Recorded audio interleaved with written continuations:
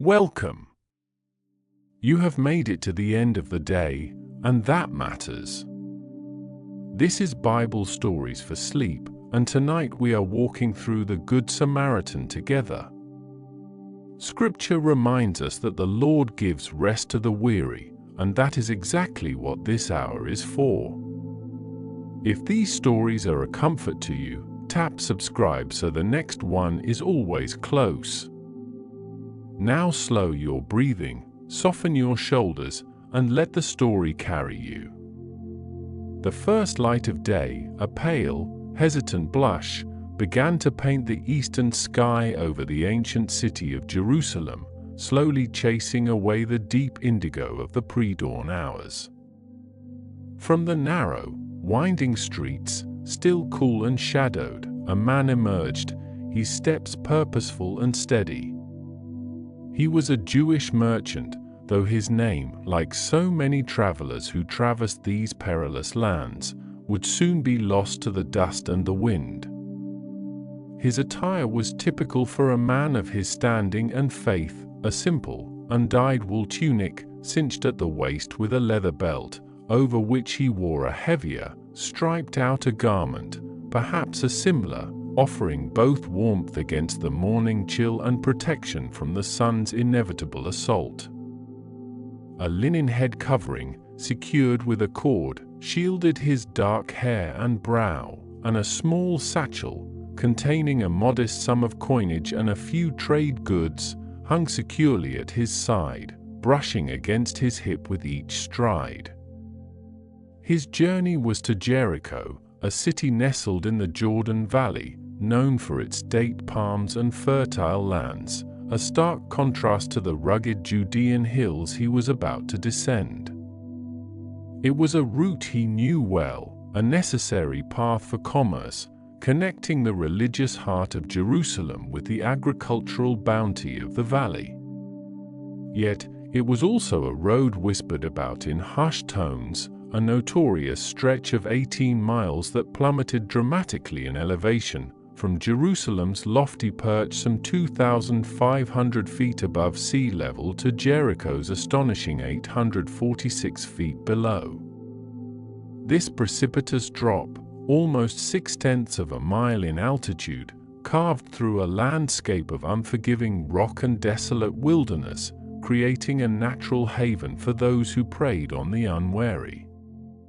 It was, in common parlance, the bloody way, a name earned through countless acts of banditry and violence. As he walked, the merchant's thoughts were a tapestry woven with threads of anticipation and a familiar, underlying current of caution. He pictured the bustling market in Jericho, the vibrant greens of the oasis contrasting with the ochre desert, the negotiations over spices and textiles, and the quiet satisfaction of a successful transaction.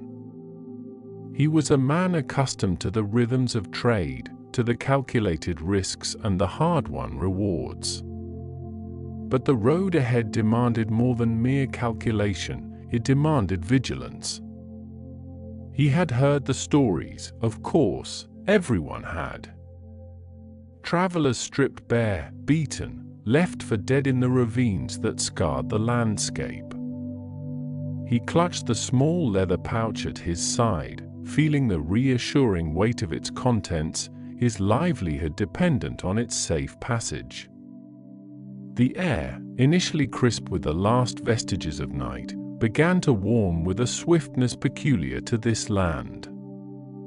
The sun, a burgeoning orb of molten gold, climbed higher, its rays already possessing a formidable strength.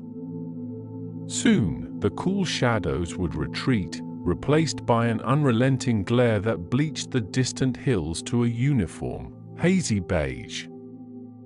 He passed the last few houses on the outskirts of Jerusalem, their stone walls still holding the night's coolness, their inhabitants just beginning to stir.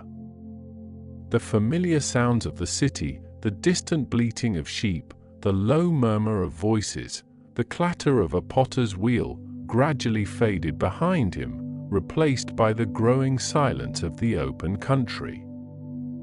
The road itself, at first a well-trodden path, soon narrowed and grew rougher, a ribbon of compacted earth and loose stones snaking through the increasingly barren terrain. On either side, the land began its dramatic descent, falling away into a chaotic tumble of sharp, jagged rocks and deep, shadowed ravines. These natural fissures in the earth, carved by ancient waters and relentless winds, were perfect hiding places, silent witnesses to countless acts of desperation. The merchant's gaze, though focused on the path ahead, constantly flickered to the periphery, scanning the ridges and hollows, his ears attuned to any sound beyond the crunch of his sandals on the gravel. A faint, shimmering haze already danced above the dusty road, distorting the distant horizon into an undulating mirage. The air, dry and thin, began to press in, carrying with it the faint, earthy scent of sun-baked stone and sparse, resilient desert scrub. He pulled his head covering further down, shielding his eyes from the intensifying light, and adjusted the strap of his satchel, a small, unconscious gesture of self-preservation. Though he was alone, he felt the presence of the vast, indifferent desert all around him, a silent, ancient entity that had seen empires rise and fall, and countless individual lives pass through its unforgiving embrace. He remembered his father's words, spoken with a knowing gravity: "The road to Jericho is not merely a path between two cities, my son, but a journey."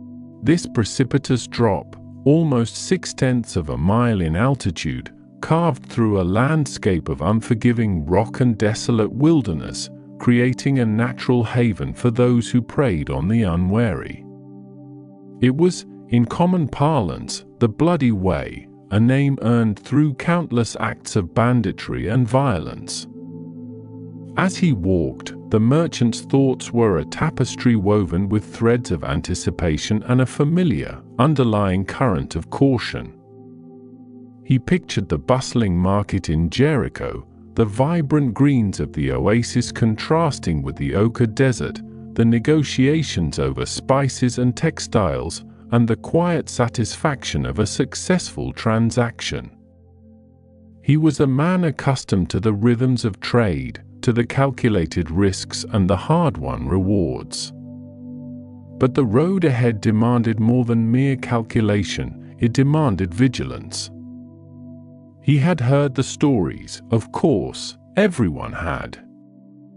Travelers stripped bare, beaten, left for dead in the ravines that scarred the landscape. He clutched the small leather pouch at his side, feeling the reassuring weight of its contents, his livelihood dependent on its safe passage.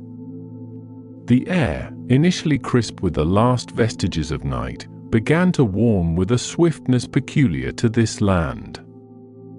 The sun, a burgeoning orb of molten gold, climbed higher, its rays already possessing a formidable strength.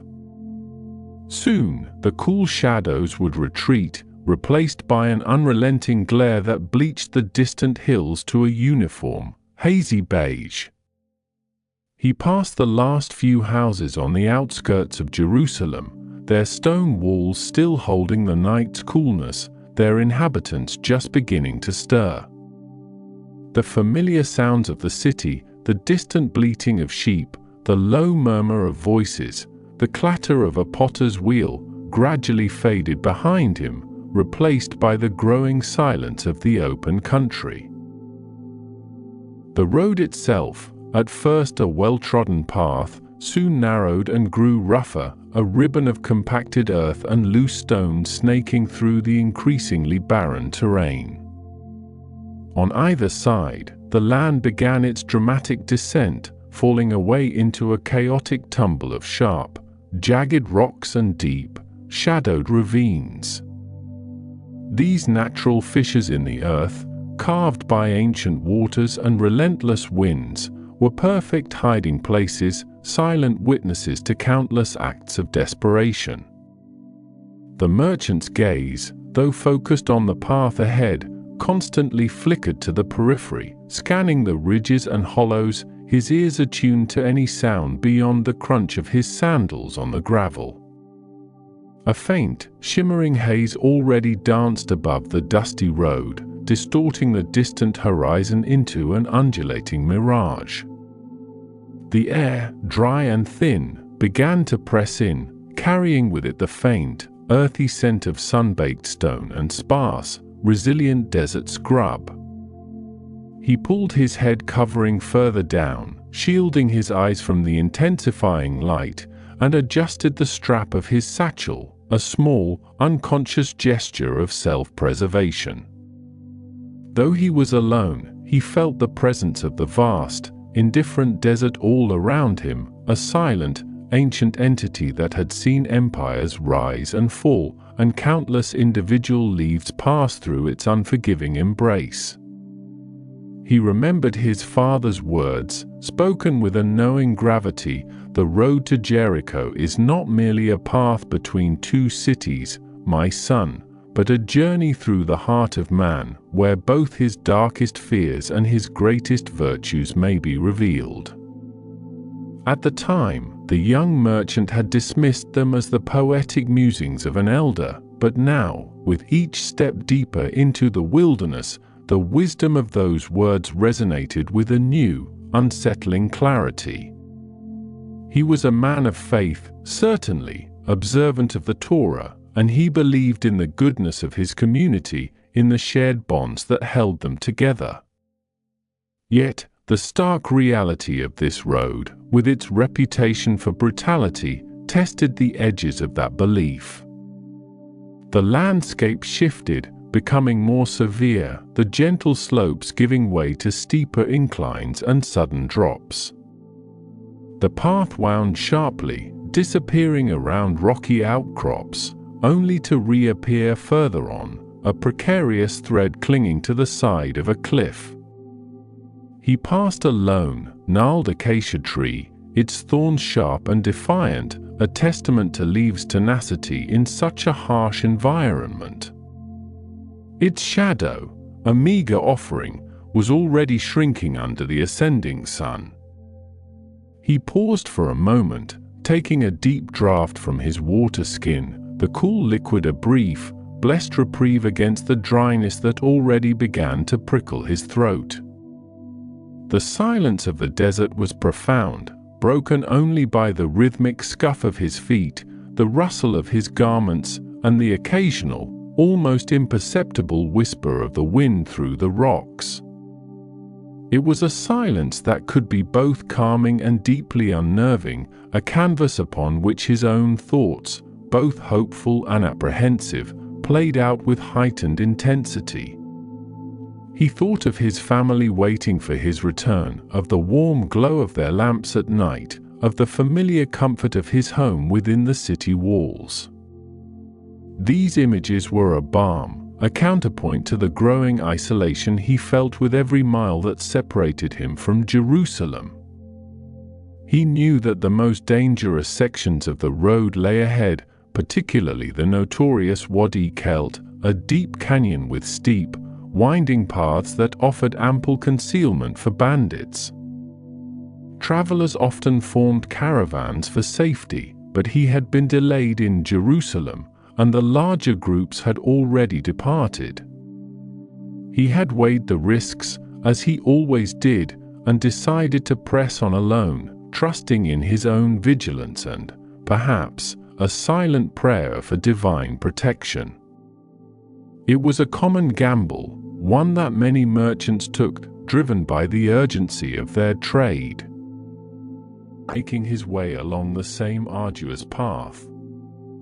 The sun, a relentless orb of fire throughout the day, had finally begun its slow, majestic descent, painting the western sky in hues of fiery orange and deep violet, casting long, distorted shadows across the craggy landscape. Aram, a Samaritan by birth and trade, was a man accustomed to the road, his face etched with the lines of countless journeys under the unforgiving Judean sun, his eyes perpetually scanning the horizon. He rode a sturdy, dun-colored donkey, its hooves kicking up small clouds of dust that shimmered like gold motes in the fading light. A simple, practical satchel containing his wares and provisions swayed gently at the donkey's side, a testament to his modest but honest living. He was heading towards Jericho, hoping to trade some of his finely crafted pottery and woven goods at the bustling market there before the Sabbath. His thoughts were occupied with the usual concerns of a traveling merchant, the quality of his goods, the fairness of prices, the ever-present prejudice he faced as a Samaritan in Jewish lands, a quiet burden he carried with dignity and a profound, almost weary, understanding. As the sun dipped lower, casting the treacherous ravines into deeper shadow, a subtle shift in the air caught Aram's attention. It was not merely the cooling breeze, but a faint, almost imperceptible scent that pricked at his senses to a metallic tang beneath the pervasive dust and dry herbs. He tightened his grip on the donkey's reins, his weathered eyes narrowing, instinctively alert to the subtle cues of the wilderness. This road, known colloquially as the Bloody Way, was notorious for its dangers, a reputation earned through countless acts of banditry and violence. He had seen the aftermath of such encounters before, the grim reminders of human cruelty scattered like discarded refuse along the path. His heart, though hardened by the realities of life, always held a quiet space for empathy, a deep-seated understanding of suffering that transcended the bitter divisions of his world.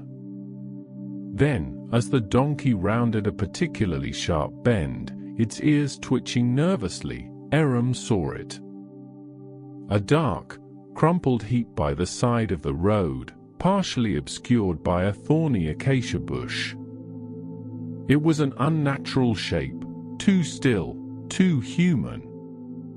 A cold knot of dread tightened in his stomach, a familiar sensation that always preceded the discovery of misfortune.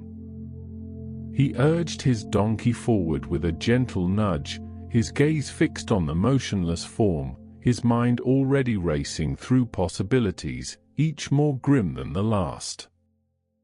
As he drew closer, the metallic scent grew stronger, undeniable now, the unmistakable odor of fresh blood mingling with the dry earth. The sight that greeted him was stark and brutal. A man, clearly a Jew by his tattered garments, lay sprawled in a grotesque tableau of pain and abandonment. His face was a mask of dried blood and dust, his eyes half closed, glazed over with a terrifying emptiness. His limbs were twisted at unnatural angles, his tunic ripped and stained, revealing raw, gaping wounds that wept sluggishly onto the parched ground. A small, empty satchel lay discarded nearby, a silent testament to the violence that had transpired. The man's chest rose and fell with a shallow, almost imperceptible rhythm, a fragile flicker of leaf clinging desperately to a body already surrendered to despair. Aram dismounted swiftly, his movements economical and precise, his gaze sweeping the surrounding area for any lingering threats, though the silence that hung heavy in the air suggested the perpetrators had long since vanished into the gathering twilight. He knelt beside the fallen man, his heart aching with a profound, almost paternal pity. The man was clearly Jewish, an individual from a community that often scorned and reviled Samaritans, yet in this moment, stripped bare of all societal markers save for his humanity, he was simply a suffering soul, a brother in pain. The memory of the priest and the Levite, who had undoubtedly passed by this very spot, their consciences conveniently averted, flashed through Aram's mind, a bitter taste on his tongue. He understood their fear, the practical concerns of ritual purity and personal safety, but he also knew, with an unwavering certainty that resonated deep within his being, that some calls to compassion transcended all such considerations.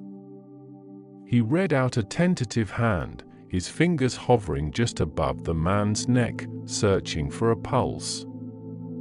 It was faint, thready, but undeniably there, a stubborn refusal to yield to death. A wave of profound concern washed over Aram, displacing any lingering thoughts of his own journey, his own safety, or the societal chasm that separated him from this stranger.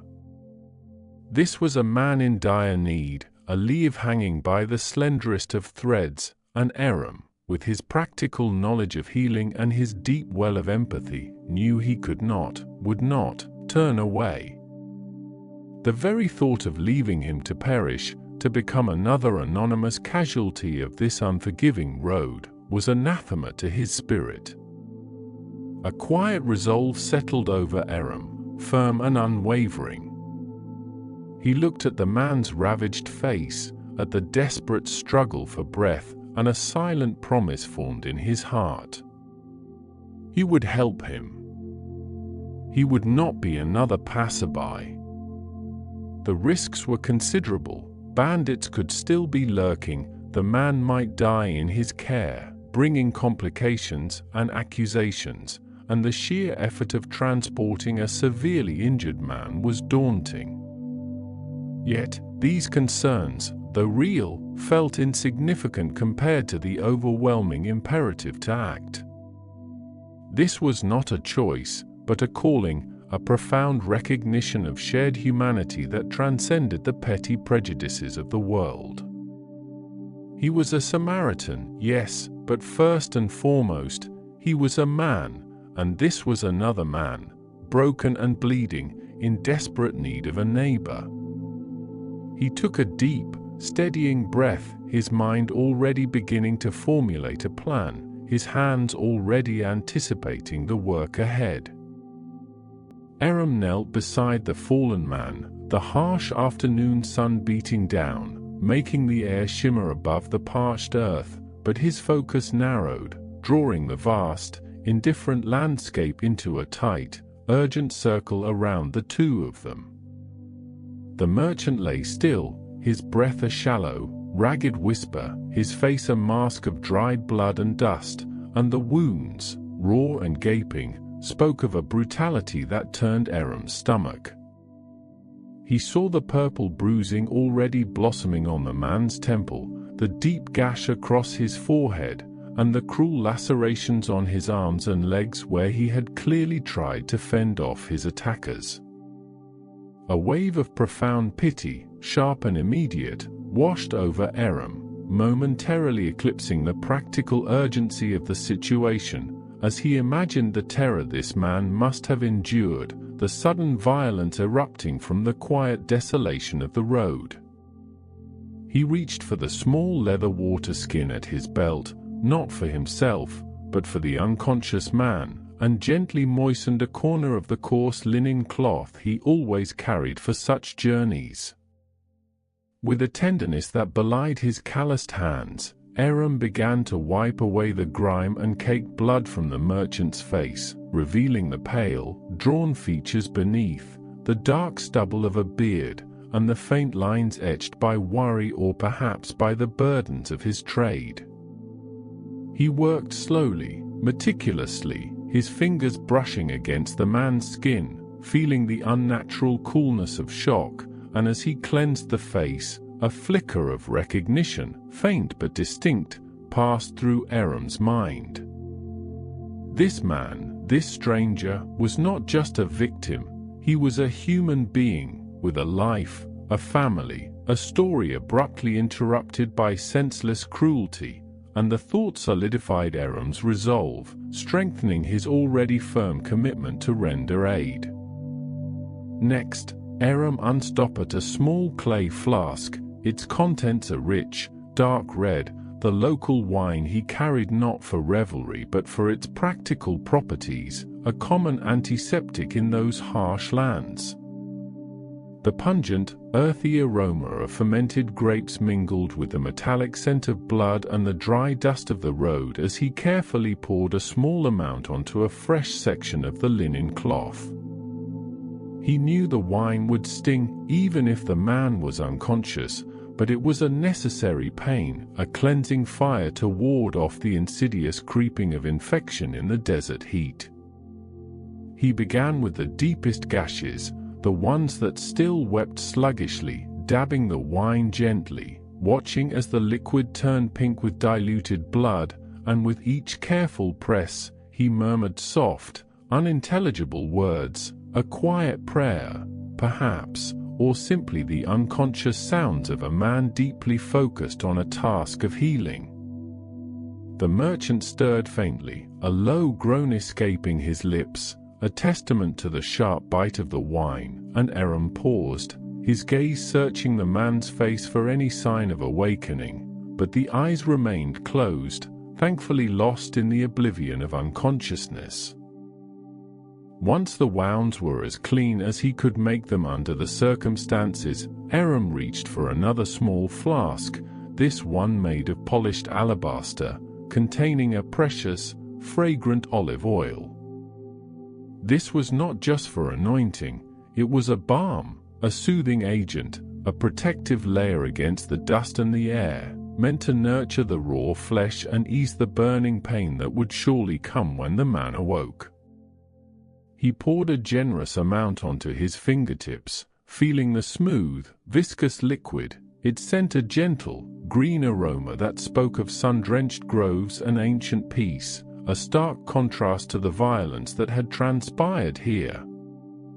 With the utmost care, he began to massage the oil into the skin around the wounds, then directly into the lacerations themselves, his touch feather-light, almost reverent, as if he were tending to a fragile, precious vessel.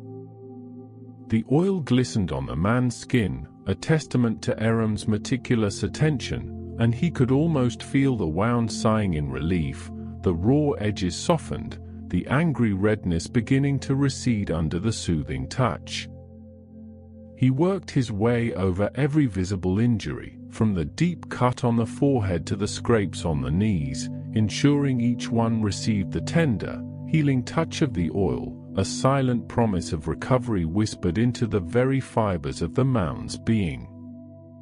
The next task was to bind the wounds, to hold the torn flesh together, to offer protection and support, and Aram, ever resourceful, knew he could not wait for proper bandages. He looked down at his own tunic, a sturdy, well-worn garment woven from undyed wool, its fabric strong and clean. Without a moment's hesitation, he took out the small, sharp knife he carried for cutting rope or opening sacks, and with a swift, decisive motion, he began to tear strips from the hem of his tunic. The sound of the ripping fabric was surprisingly loud in the stillness of the desert, a series of sharp, tearing sounds that spoke of sacrifice, of giving a part of himself to save another. He tore long, wide strips, then narrower ones, creating a makeshift supply of clean, absorbent bandages, each one a tangible piece of his own comfort, his own protection, now offered to the suffering stranger. He did not consider the chill he might feel later, or the ragged appearance of his garment. Those thoughts were distant, irrelevant, swallowed by the immediate, pressing need before him. With the strips of cloth red, Aram began the delicate work of bandaging. He started with the deepest wound on the man's arm, carefully positioning a folded strip over the gash, then wounding another strip around the limb, not too tightly to impede circulation, but firm enough to hold the dressing in place. His fingers moved with practiced efficiency, the movements of a man accustomed to practical tasks, to mending and repairing, and as he worked, he imagined the threads of the bandage knitting together, mirroring the way the man's own flesh would, hopefully, knit back together. He moved to the merchant's forehead, carefully securing a pad over the gash, then wrapping a strip around his head, under the chin, and back over the crown, creating a turban-like dressing that would protect the wound and keep it clean. Each knot he tied was secure, each wrap precise, a testament to his unwavering focus and the depth of his commitment. He continued until every significant wound was covered, the merchant now swathed in strips of Aram's own garment, a silent, visible declaration of care and sacrifice. The merchant, though still unconscious, seemed to rest more peacefully now, his breathing perhaps a fraction steadier, his body cradled by the silent ministrations of his unexpected rescuer. Aram then sat back on his heels, surveying his work, a faint sigh escaping his lips, not of exhaustion, but of a momentary release of tension. The immediate crisis of the wounds was addressed, but the larger problem remained: how to move this gravely injured man to safety, to a place where he could truly rest and recover. The sun, though beginning its slow descent towards the western horizon, still held much of its midday ferocity, and the thought of leaving the man exposed to the elements, or worse, to other dangers that might lurk on the infamous road, was unthinkable. He looked towards his own animal, his sturdy donkey, patiently grazing on a few sparse tufts of desert scrub some distance away, its long ears occasionally twitching at the buzz of a fly. The donkey was laden with Aram's own goods, carefully balanced and secured, and he knew he would have to redistribute the load, to make room for the injured man. Rising slowly, his knees protesting slightly from the long kneeling, Aram walked over to his donkey, speaking to the animal in soft, reassuring tones, stroking its broad neck. The donkey, accustomed to its master's voice, responded with a gentle nuzzle. Aram began the laborious task of carefully unfastening the bundles of goods, his hands moving with practiced ease as he untied ropes and shifted weights. He set aside his own provisions, his water, his blankets, and the few items he carried for trade, placing them carefully on the ground, creating a clear space on the animal's back. He knew this would mean a slower journey, perhaps even walking himself for a time, but the thought brought no resentment, only a quiet acceptance of the necessity.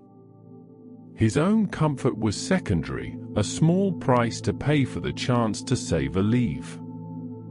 Returning to the merchant, Aram paused, considering the best way to lift the man without causing further injury. The merchant was not a small man, and the dead weight of an unconscious body was considerable. Aram knelt again, positioning himself carefully, bracing his legs, and then, with a deep breath, he gently slid his hands under the man's shoulders and knees. He lifted slowly, straining against the weight, his muscles tensing, a low grunt escaping his lips as he bore the full burden. The merchant's head lolled against Aram's shoulder, a heavy, inert mass, and Aram felt the warmth of the man's body, the faint, shallow rhythm of his breathing against his own chest. He took slow, deliberate steps towards the donkey, each movement carefully measured, his gaze fixed on the animal's back, ensuring a smooth, steady ascent. With immense effort, Aram guided the merchant onto the donkey's back, carefully positioning him across the saddle, ensuring his head was supported and his limbs were not awkwardly bent. He adjusted the man's body, shifting him gently until he lay as comfortably and securely as possible, his bandaged form a stark contrast to the usual bundles of goods the donkey carried. Then, Aram took a long piece of rope, usually used to secure his own possessions, and with practiced skill, he fashioned a soft, supportive harness, gently tying the merchant to the saddle, not tightly, but securely enough to prevent him from slipping off during the journey. He wanted to ensure the man would remain stable, even if the donkey stumbled on the uneven terrain, and he checked the knots twice, pulling gently to test their strength, his brow furrowed in concentration. Finally, Aram gathered his own displaced bundles, carefully resecuring them around the donkey's flanks, making sure they did not press against the injured man. He then took up the donkey's lead rope, his heart a steady, resolute beat in his chest. The sun was now dipping lower, casting long, distorted shadows across the desolate landscape, painting the sky in hues of orange and purple, and a cool, evening breeze began to stir, rustling through the dry grasses. He glanced back at the spot where the merchant had lain, the disturbed earth, the faint smears of blood, now fading into the encroaching twilight, a testament to the violence that had been, and the healing that had begun. Aram took one last, steadying breath, his gaze sweeping over the silent, vast expanse of the Judean desert, and then, with a gentle tug on the lead, he began to walk, leading his donkey and its precious, injured cargo towards the distant promise of shelter and safety, towards an inn he knew lay several miles ahead, a beacon of hope in the gathering darkness. The road ahead was still treacherous, still long, but now it was traversed by two, bound by an act of unexpected, profound compassion, moving steadily through the quiet, fading light. The sun, a fiery orb that had relentlessly scorched the Judean landscape throughout the day, now dipped lower, painting the western sky in hues of deep orange and bruised purple, casting long, distorted shadows across the desolate road.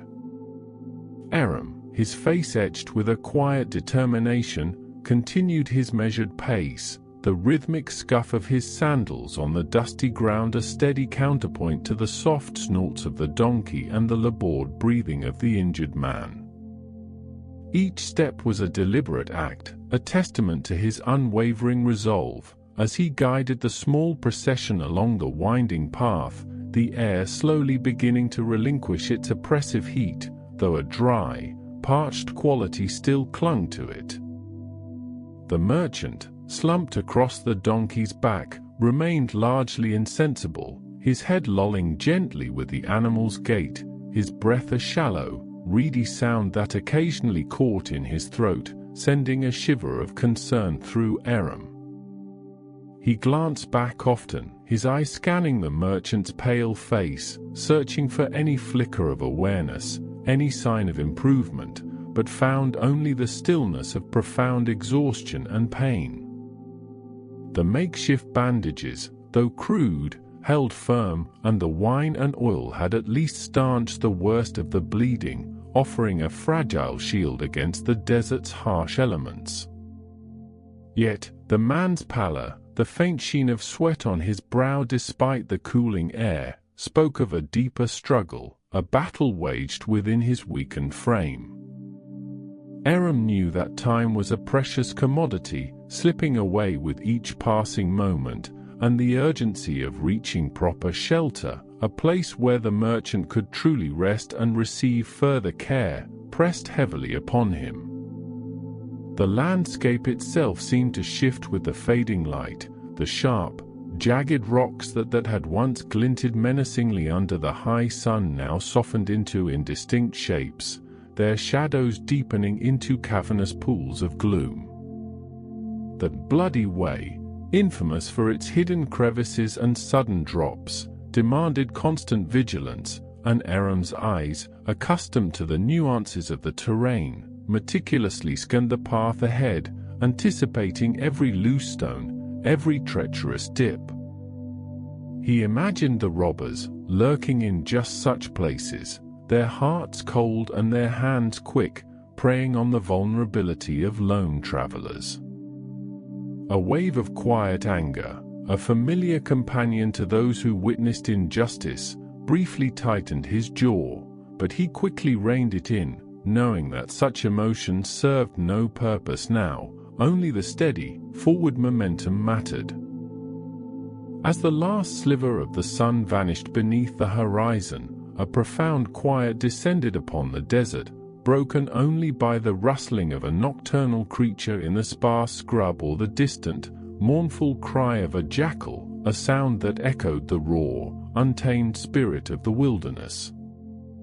The air grew cooler still, carrying with it the subtle scent of dry earth and hardy desert plants, a fragrance that was both stark and strangely comforting.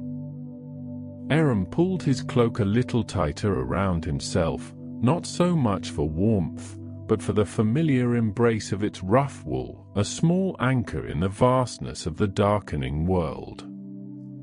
He thought of his own journey, of the business that had brought him from Samaria, and how utterly derailed it had become. Yet there was no regret, no bitterness, only a deep-seated conviction that this was the path he was meant to walk, at least for this night.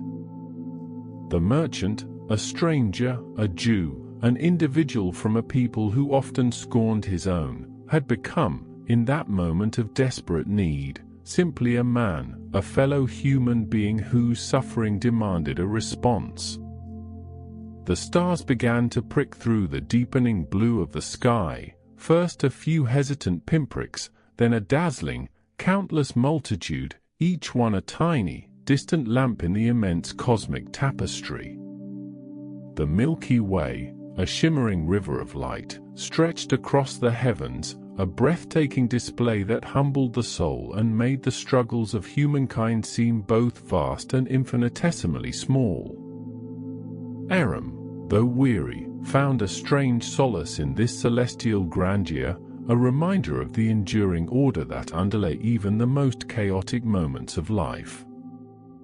He knew the constellations, the ancient stories they told, and he navigated by their silent guidance, his internal compass set firmly towards the promise of the inn. He had heard of this particular inn, a modest establishment known for its clean, if simple, accommodations, and its proprietor, a man named Eliezer, who was said to be fair-minded and not overly concerned with the tribal animosities that so often poisoned the interactions between Jews and Samaritans. This knowledge offered a small but significant comfort, a hope that their arrival would be met with understanding rather than suspicion or outright hostility. The thought of having to explain his presence, a Samaritan bringing an injured Jew, to an unwelcoming innkeeper was a wearisome prospect he dearly wished to avoid.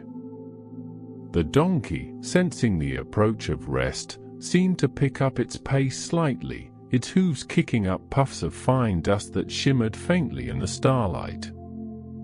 The rhythmic creak of the saddle, the soft jingle of the harness, and the gentle sway of the animal became a lullaby in the quiet night, a soothing, monotonous sound that spoke of perseverance.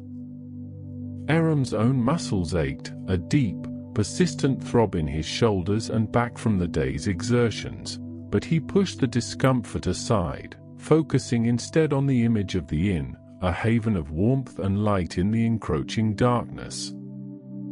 He imagined the glow of oil lamps, the murmur of voices, the smell of cooked food, and the blessed relief of a soft bed, not for himself, not yet, but for the broken man he carried. He began to speak softly to the merchant, his voice a low, steady rumble, even though he knew the man likely could not hear him. "Almost there, friend," he murmured, his words carried away by the gentle night breeze. "Just a little further. Rest easy now, we are nearly at the inn."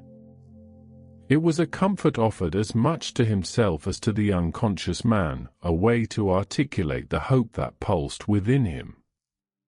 He felt a profound sense of responsibility for this stranger, a burden he had willingly taken upon himself, and he would not falter until he had seen him safely settled.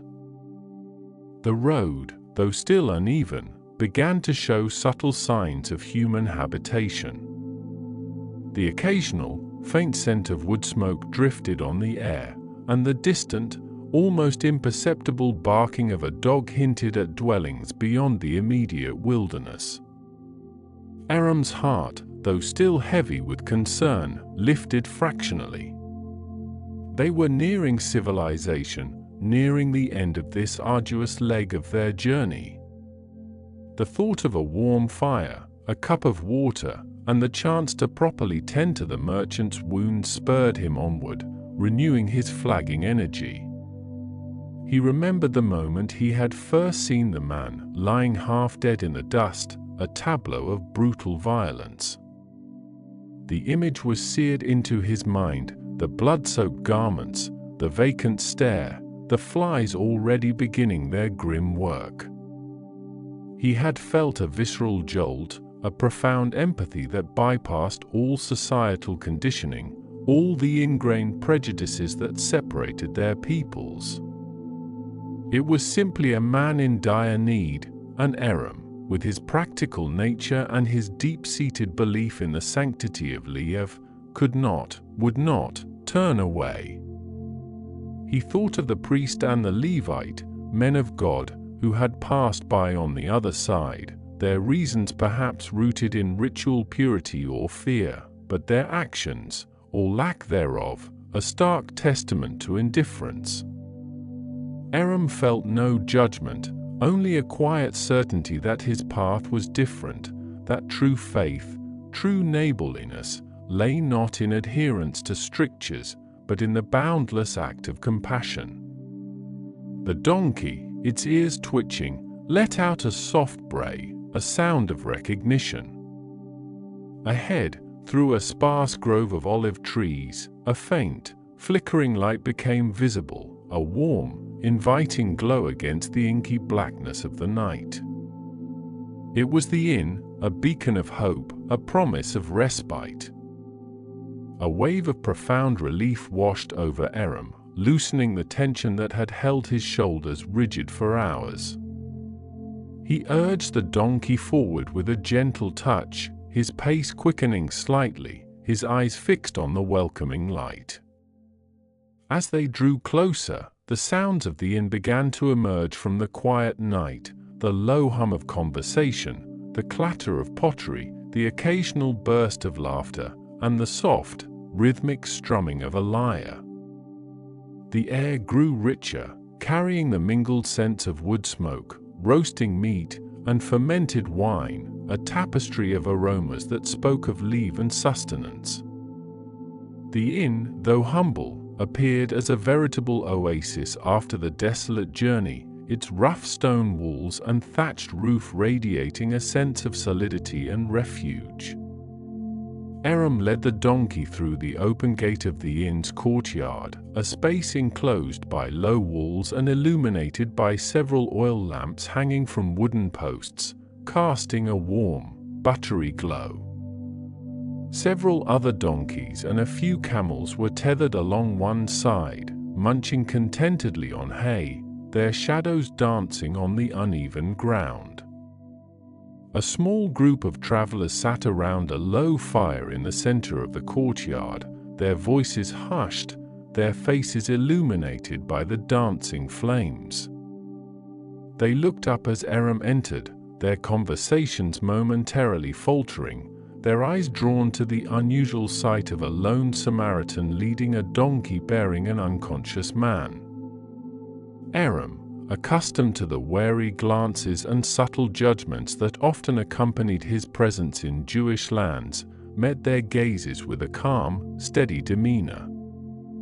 He offered a slight nod of greeting, a gesture of respect, and then, without hesitation, guided the donkey towards the stable at the far end of the courtyard, his priority the injured man.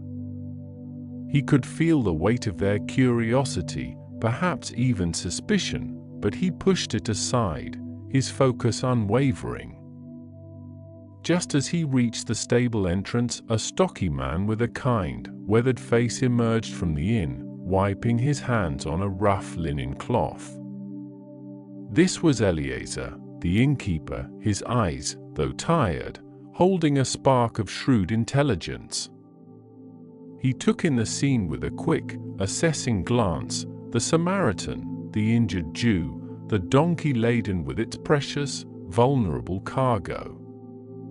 His gaze lingered for a moment on the merchant's bloodied garments, then shifted to Aram's face, searching for an explanation.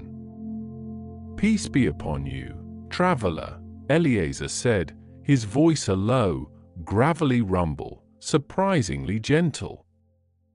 "It seems you bring a heavy burden this night." Aram returned the greeting, his voice weary but clear. "And upon you, good innkeeper." "Indeed, a burden, but one I could not leave by the roadside. This man was set upon by robbers, left for dead on the Jericho road. He is in great need of care and shelter." Eliezer's expression softened, a flicker of understanding passing across his features. The Jericho road had claimed many victims, and the stories of its brutality were well known. He nodded slowly, his gaze returning to the unconscious merchant. "Bring him into the stable, then. There is a clean stall and fresh straw. We will see what can be done." There was no question, no hesitation, no hint of the usual animosity between their peoples. In this moment, under the vast, impartial sky, there was only the shared humanity of one man offering help to another. Aram felt a profound wave of relief, a loosening of the knot of anxiety that had tightened in his chest for hours. "May Yahweh bless your compassion, Eliezer," he said, his voice thick with gratitude. He carefully dismounted the merchant from the donkey, his movements gentle and practiced, supporting the man's limp form against his own body. The merchant groaned softly as he was moved, a small, pained sound that pierced the quiet night, reminding Aram of the depth of his suffering. With Eliezer's assistance, they carefully carried the merchant into the stable, a dimly lit space filled with the comforting smells of hay, animal warmth, and earth. The innkeeper quickly cleared a space in a corner stall, spreading a thick layer of fresh, sweet-smelling straw. Together, with slow, deliberate movements, they laid the merchant down, his body sinking slightly into the soft bedding. He lay still, his breathing still shallow, but there was a faint, almost imperceptible relaxation in his features, as if the very act of being settled, of being safe, had brought a small measure of peace. Aram knelt beside him, his hand gently resting on the merchant's forehead, feeling the slight warmth of fever. He looked at the man's face, still pale and drawn, but now, in the soft lamplight of the stable, less stark, less desperate. The journey was over, at least for this night. They had reached shelter. They had found refuge. The oppressive heat of the desert, the lurking dangers of the road, the crushing weight of uncertainty, to all of it now lay behind them, replaced by the quiet sanctuary of the inn, the steady glow of the lamp, and the comforting presence of another compassionate soul. Exhaustion, a profound weariness that settled deep into his bones, finally began to claim Aram, but it was a weariness tinged with the sweet relief of a mission accomplished, of a life perhaps saved, of an act of mercy fulfilled. He knew there was still much to do, but for this moment, in the quiet embrace of the stable, they were safe. Aram, though bone-weary, felt a surge of renewed purpose as Reuben, the innkeeper, led them through the dim, bustling courtyard. The air, still warm from the day's sun, carried the mingled scent of cooking fires, animal dung, and human sweat, a symphony of the road that Aram usually found unremarkable but now registered as a comforting sign of leave and shelter. He guided the traveler, who leaned heavily against him, his breath shallow and uneven, through the narrow archway of the main building, the sound of their footsteps muffled by the packed earth.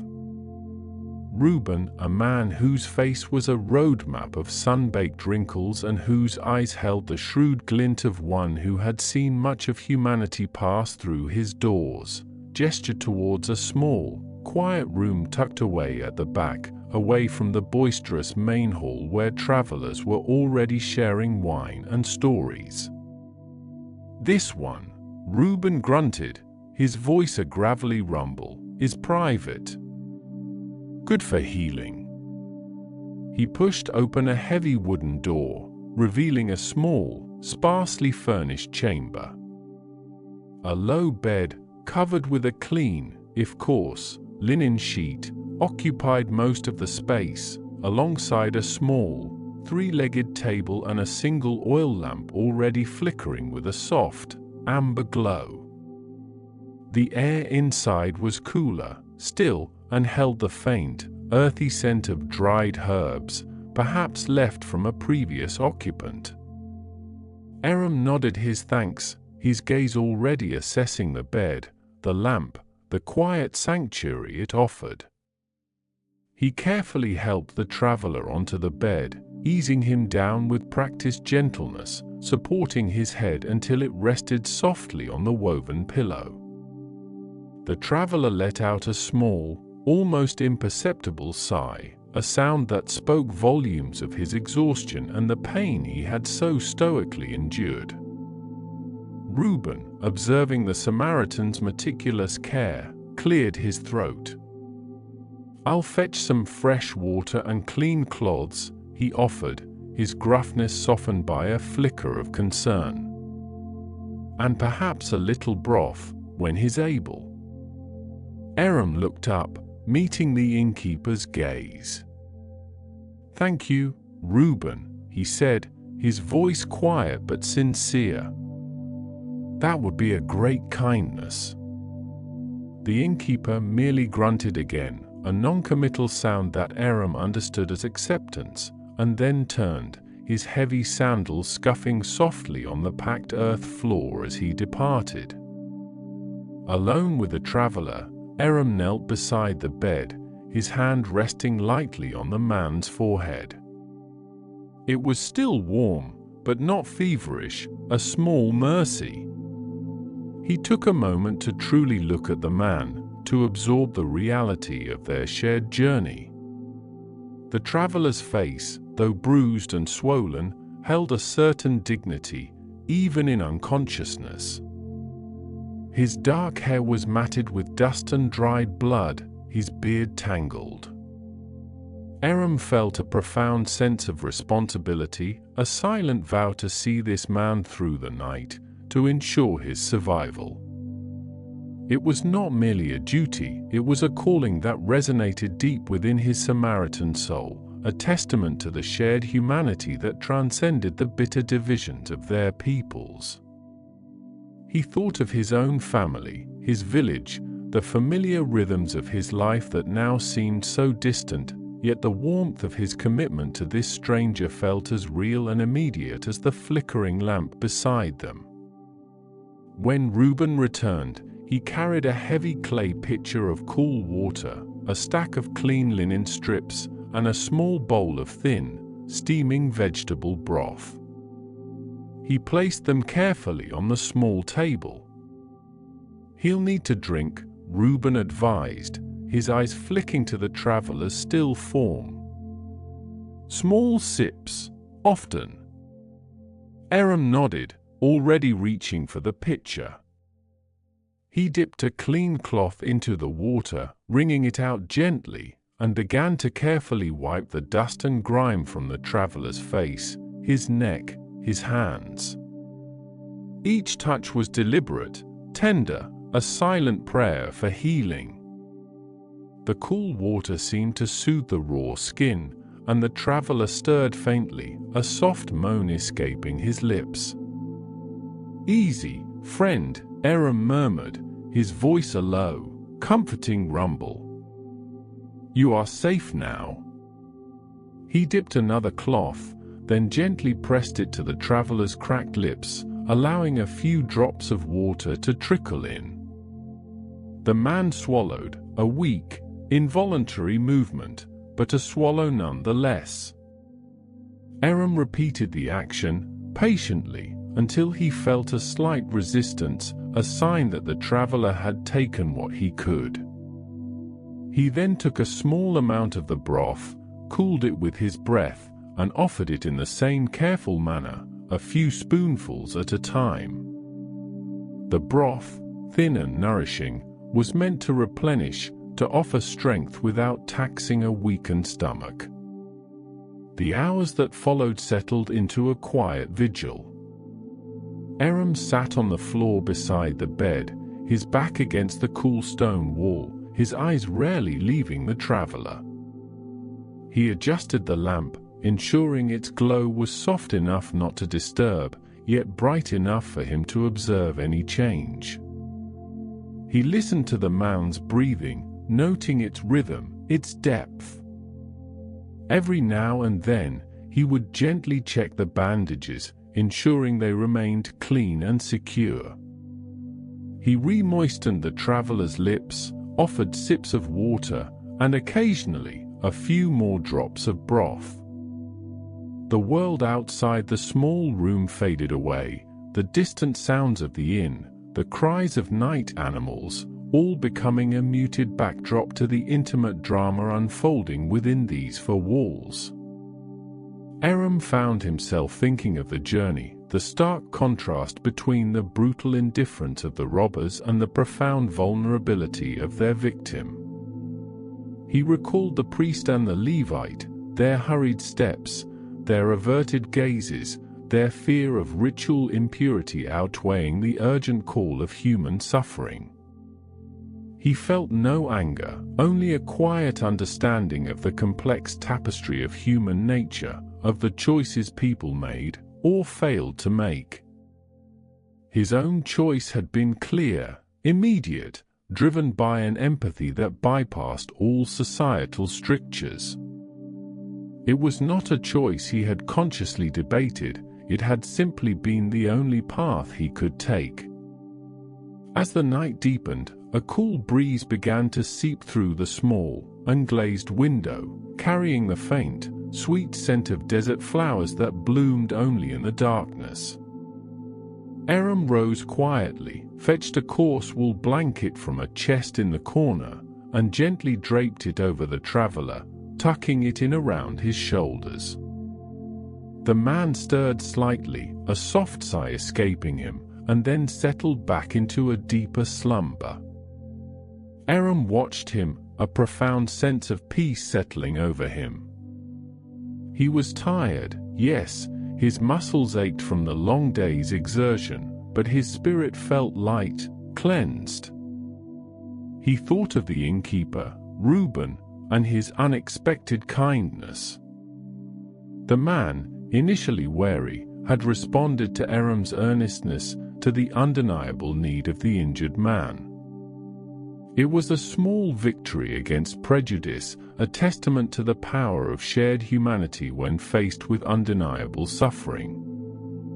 Aram knew that his own people, the Samaritans, were often reviled by the Judeans, seen as outsiders, heretics.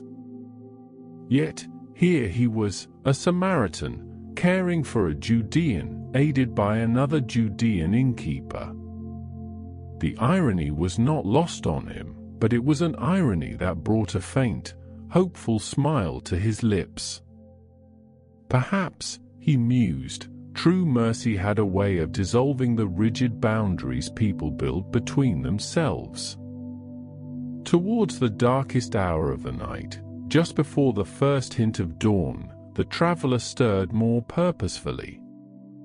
His eyes fluttered open, unfocused at first, then slowly, painfully, they settled on Aram's face. There was confusion, then a dawning recognition, and finally, a flicker of something akin to fear in their depths. He tried to speak, but only a dry, rasping sound emerged. "Do not try to speak, friend," Aram said softly, leaning closer. "Rest. You are safe. You are at an inn, in Jericho. I am Aram."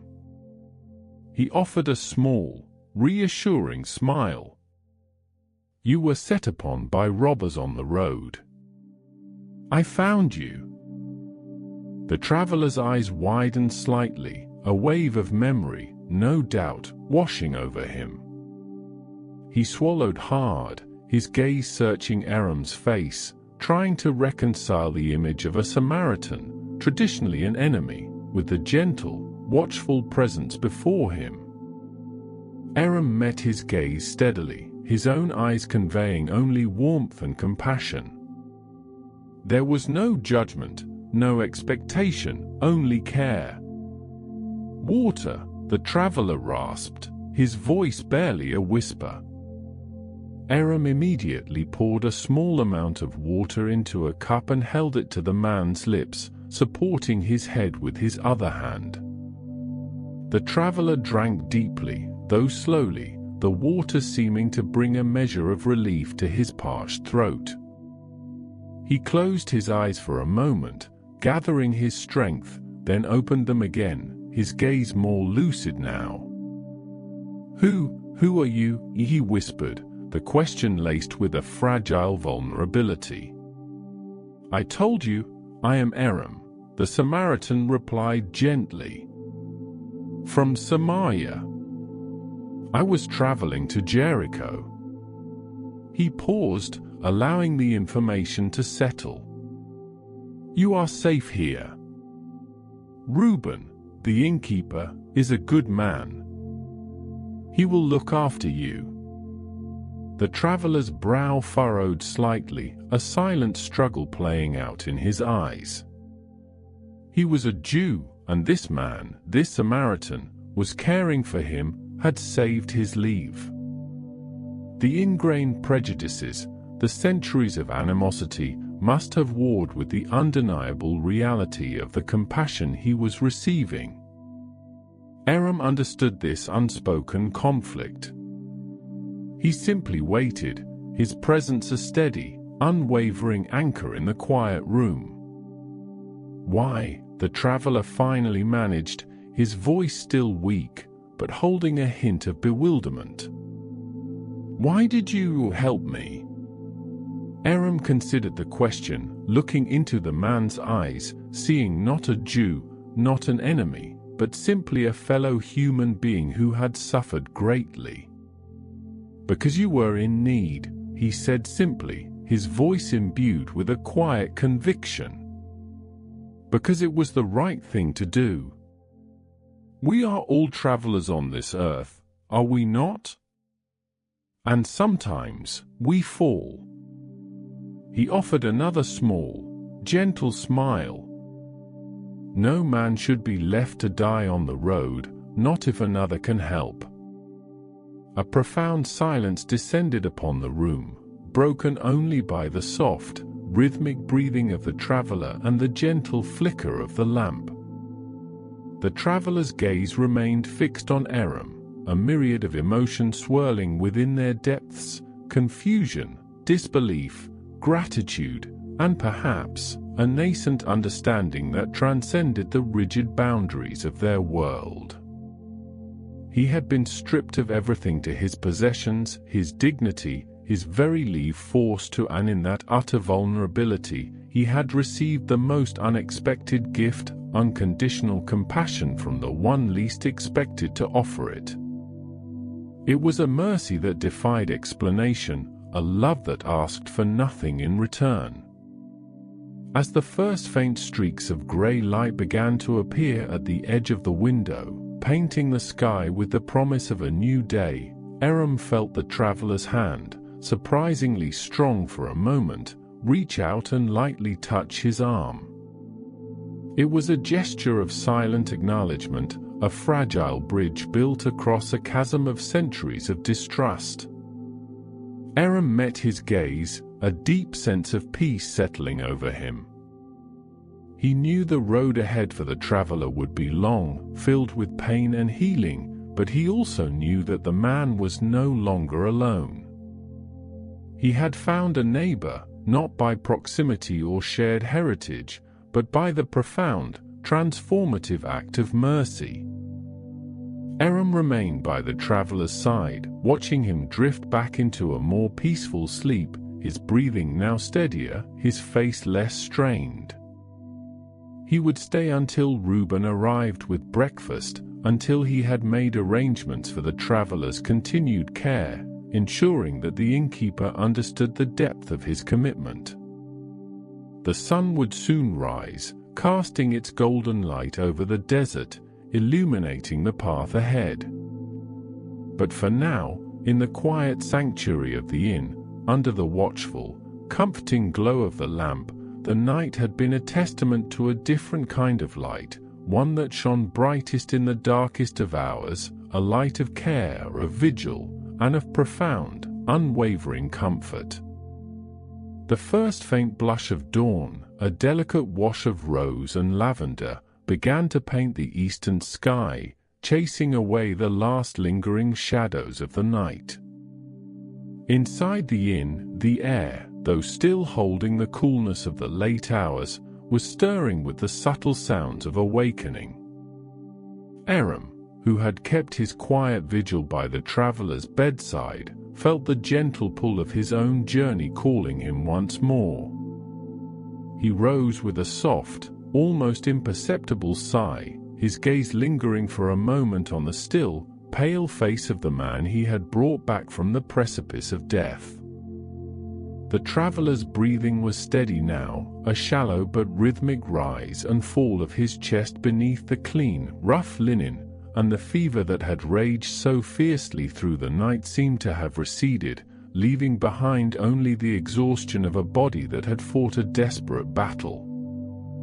Aram moved quietly to the small, flickering lamp, its oil now nearly spent, and extinguished its flame, plunging the corner of the room into a softer, more natural twilight. He then gathered his few belongings, the worn leather satchel and the sturdy staff that had accompanied him on countless journeys across this unforgiving land.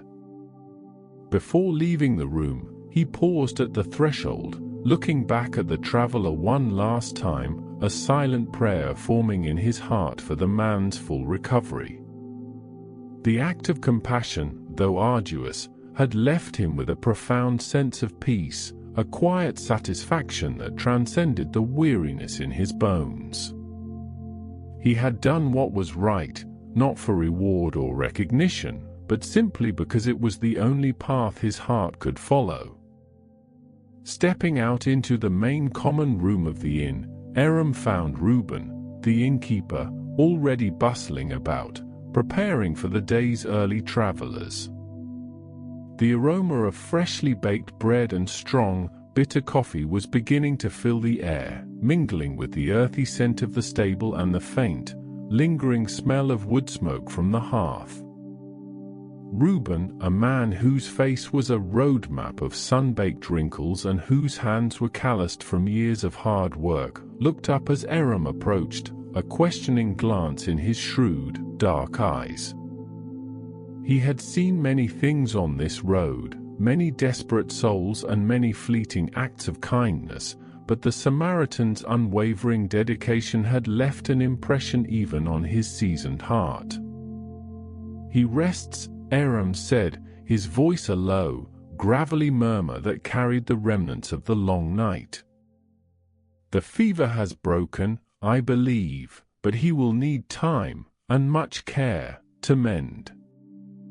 Reuben nodded slowly, wiping his hands on a coarse apron. "He is fortunate, Samaritan. Few survive the bloody way with so little left of them. And fewer still find a hand such as yours." There was a grudging respect in his tone, a rare acknowledgement from a man who usually reserved judgment for the coin in one's purse. Aram reached into the small pouch at his belt, his fingers finding the familiar weight of 2 silver denarii. These were not insignificant coins, each represented a full day's wage for a common laborer, enough to provide for basic necessities for a small family. He placed them carefully on the rough wooden counter between them, the soft clink of metal against wood echoing in the quiet room. "These are for his immediate needs," he explained, his gaze steady and earnest. "For his food, for fresh bandages, for any medicines you might have, and for your time, Reuben, which I know is valuable." Reuben's eyes widened almost imperceptibly as he looked at the coins, then back at Aram. It was a generous sum, far more than he might have expected for a stranger left in his care. He picked them up, weighing them in his palm, a silent testament to the Samaritan's sincerity. "This will keep him well, for a time," he acknowledged, a flicker of surprise softening the usual gruffness of his expression. Aram then leaned forward slightly, his voice dropping to a more confidential tone, though there was no one else awake to overhear. "I must continue my journey, Reuben, for my own business calls me. But I will return this way within a few days, certainly no more than 1 week. Until then, I entrust him to your care. See that he is comfortable, that his wounds are cleaned, and that he has whatever he needs to regain his strength." His words were not a request but an instruction, delivered with a quiet authority that conveyed the depth of his commitment. He was not merely leaving a patient, he was entrusting a life. Reuben, accustomed to the transient nature of travelers and the often empty promises made on a dusty road, felt a strange stirring of trust. He had seen many men promise much and deliver little, but there was an unwavering resolve in the Samaritan's eyes, a quiet integrity that spoke louder than any oath. "And if his needs exceed this amount?" Reuben asked, his voice testing the boundaries of this unexpected generosity. He was a practical man, and the care of a severely injured person could be a long and costly affair. Aram met his gaze without hesitation, a profound sense of providence guiding his words. "Whatever additional costs you incur, Reuben, whatever is needed for his full recovery, I will repay upon my return. Keep a careful tally, and know that my word is good." The promise hung in the air, a bond forged not by law or custom, but by an act of pure, unadulterated compassion. It was a testament to a trust that transcended the deep-seated prejudices that typically divided their peoples, a bridge built with empathy and a shared humanity. Reuben, who had seen enough of the world to recognize genuine character when he encountered it, found himself nodding, a rare, almost imperceptible smile touching the corners of his lips. "Very well, Samaritan," he said, the gruffness in his voice softened by a newfound respect. "He will be cared for as if he were my own. Your word is enough for me." The innkeeper, a man whose life revolved around transactions and the tangible, had been moved by an intangible force, by the sheer moral weight of Aram's actions. He understood that this was not merely a business arrangement, but a sacred trust. With the traveler's care now firmly secured, Aram felt a profound sense of resolution settle over him. He had fulfilled his obligation, not just to the injured man, but to the quiet voice within him that demanded compassion. He turned from the counter, his sturdy boots making soft thuds on the packed earth floor, and walked towards the inn's heavy wooden door. The first rays of the morning sun were now streaming through the cracks, painting golden stripes across the floor, beckoning him back to the open road. He pushed the door open, the hinges groaning softly in protest, and stepped out into the crisp, cool air of the early morning. The desert, which had seemed so menacing and indifferent just hours before, now stretched out before him in a breathtaking tableau of muted golds and soft ochres, the distant hills silhouetted sharply against the brightening sky. A light breeze, carrying the faint, earthy scent of the desert and the promise of a new day, stirred the dust at his feet. Aram took a deep, fortifying breath, feeling the sun's warmth on his face, a stark contrast to the chill of the night's vigil. He looked back at the humble inn, a beacon of refuge in the vast wilderness, and knew that he was leaving a life in good hands. The journey ahead was long, and the road to Jericho would soon be baking under the relentless sun, but he walked with a lighter step, his heart filled with a quiet peace. He had faced the indifference of others, the brutal reality of human cruelty, and had chosen a different path, one paved with mercy and unconditional love. As he set out, his figure growing smaller against the vast expanse of the Judean desert, the story of the traveler's rescue, and the Samaritan's promise, became a quiet testament to the enduring power of human kindness, a gentle melody carried on the morning breeze, a profound lesson whispered across the arid landscape.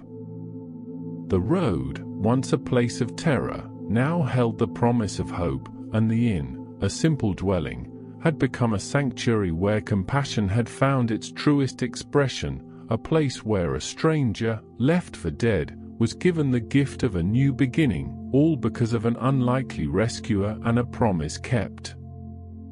The road, once a place of terror, now held the promise of hope, and the inn, a simple dwelling, had become a sanctuary where compassion had found its truest expression, a place where a stranger, left for dead, was given the gift of a new beginning, all because of an unlikely rescuer and a promise kept. Days blurred into a gentle succession of soft light and deepening shadows for the traveler, a man who had once known only the relentless rhythm of the merchant's journey, but now understood the profound stillness of healing. The initial haze of pain, a thick, suffocating blanket that had muffled his senses and distorted the world, slowly began to recede, much like the morning mist burning off the Judean hills. He found himself drifting in and out of a dreamlike state, where the harsh reality of the attack was softened by the persistent, comforting presence of the inn. The scent of warm bread, the earthy aroma of brewing herbs, and the distant, rhythmic clatter of kitchen pots became the anchors of his slow return, each sensation a gentle tug pulling him back from the precipice of oblivion. Reuben, the innkeeper, a man whose gruff exterior belied a deep well of practical kindness, moved through the small, sun-dappled room with a quiet efficiency that spoke of long years tending to the weary and the wounded. He would arrive with steaming bowls of thin, nourishing broth, the steam carrying the faint scent of lentils and wild thyme, or with cool, damp cloths to soothe the traveler's fevered brow. His hands, calloused from years of hauling water barrels and chopping firewood, were surprisingly gentle as he changed the bandages, the medicinal balm a cool whisper against the traveler's raw skin. The traveler, still too weak for speech, would watch him with eyes that slowly regained their focus, a silent gratitude blossoming in his chest, a feeling he had never anticipated experiencing for a man he had never met, in a place he had never expected to find himself. One afternoon, as a particularly golden shaft of sunlight slanted through the small window, illuminating the dust motes dancing in the air like tiny, ephemeral stars, the traveler awoke with a clarity he had not known since the ambush. He felt the soft, rough texture of the linen beneath him, the faint ache in his ribs, and the insistent throb in his head, but beneath these familiar pains, there was a new sensation, a fragile, nascent strength beginning to stir within his weary limbs. He tried to shift, a small, almost imperceptible movement, and a low groan escaped his lips, a sound that felt foreign and weak in the quiet room. Reuben, who had been mending a torn saddle strap by the door, looked up, his eyes, usually sharp and assessing, softening slightly. "Awake, are we?" he rumbled, his voice like stones tumbling down a gentle slope. He set aside his work and moved to the traveler's bedside, a small, clay cup in his hand. "Here, drink this. It'll help." The traveler, with Reuben's steady hand supporting his head, managed to sip the cool, slightly bitter liquid. It tasted of mint and something else, something earthy and restorative, and as it slid down his parched throat, he felt a wave of relief wash over him, a sense of his body beginning to mend from the inside out. He tried to speak, his lips forming a dry, cracked shape, but no sound emerged. "No need for words yet," Reuben said, his gaze surprisingly gentle. "You've been through a great deal.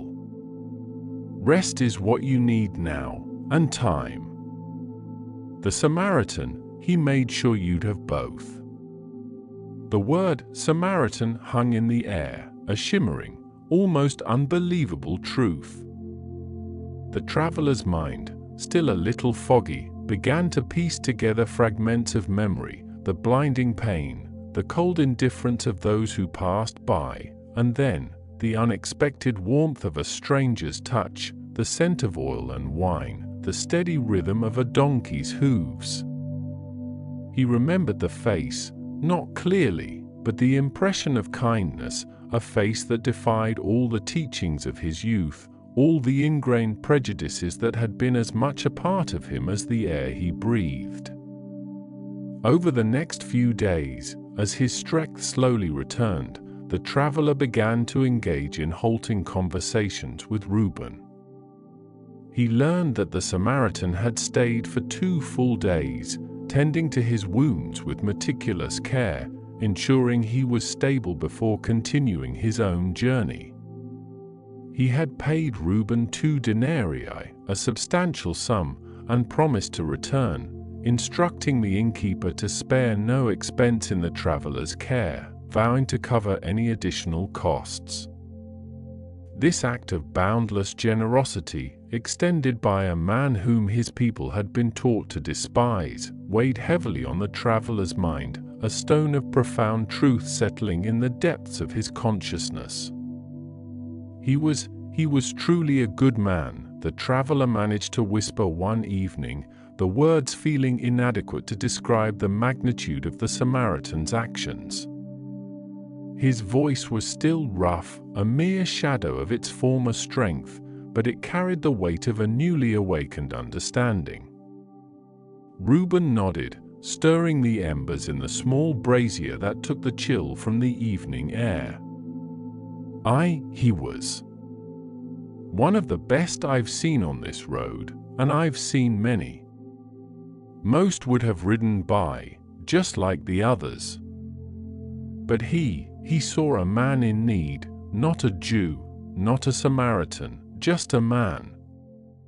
The traveler closed his eyes, the innkeeper's words echoing in the quiet room. He thought of the priest and the Levite, men of his own faith, men who upheld the law, men who should have known compassion. Their faces remained a blur in his memory, but their indifference was a sharp, painful memory. And then, the Samaritan, a man from a despised lineage, a man whose very presence would normally have been met with scorn, had stopped, had knelt, had saved his life. The irony was a bitter draught, yet it was also profoundly sweet, for it had brought him back from the brink. He began to reflect on his own life, on the careful distinctions he had always drawn, the boundaries he had erected between himself and others. He had been a man of Jerusalem, proud of his heritage, his traditions, his understanding of the law. He had believed he knew what it meant to be a righteous man, to be a good neighbor.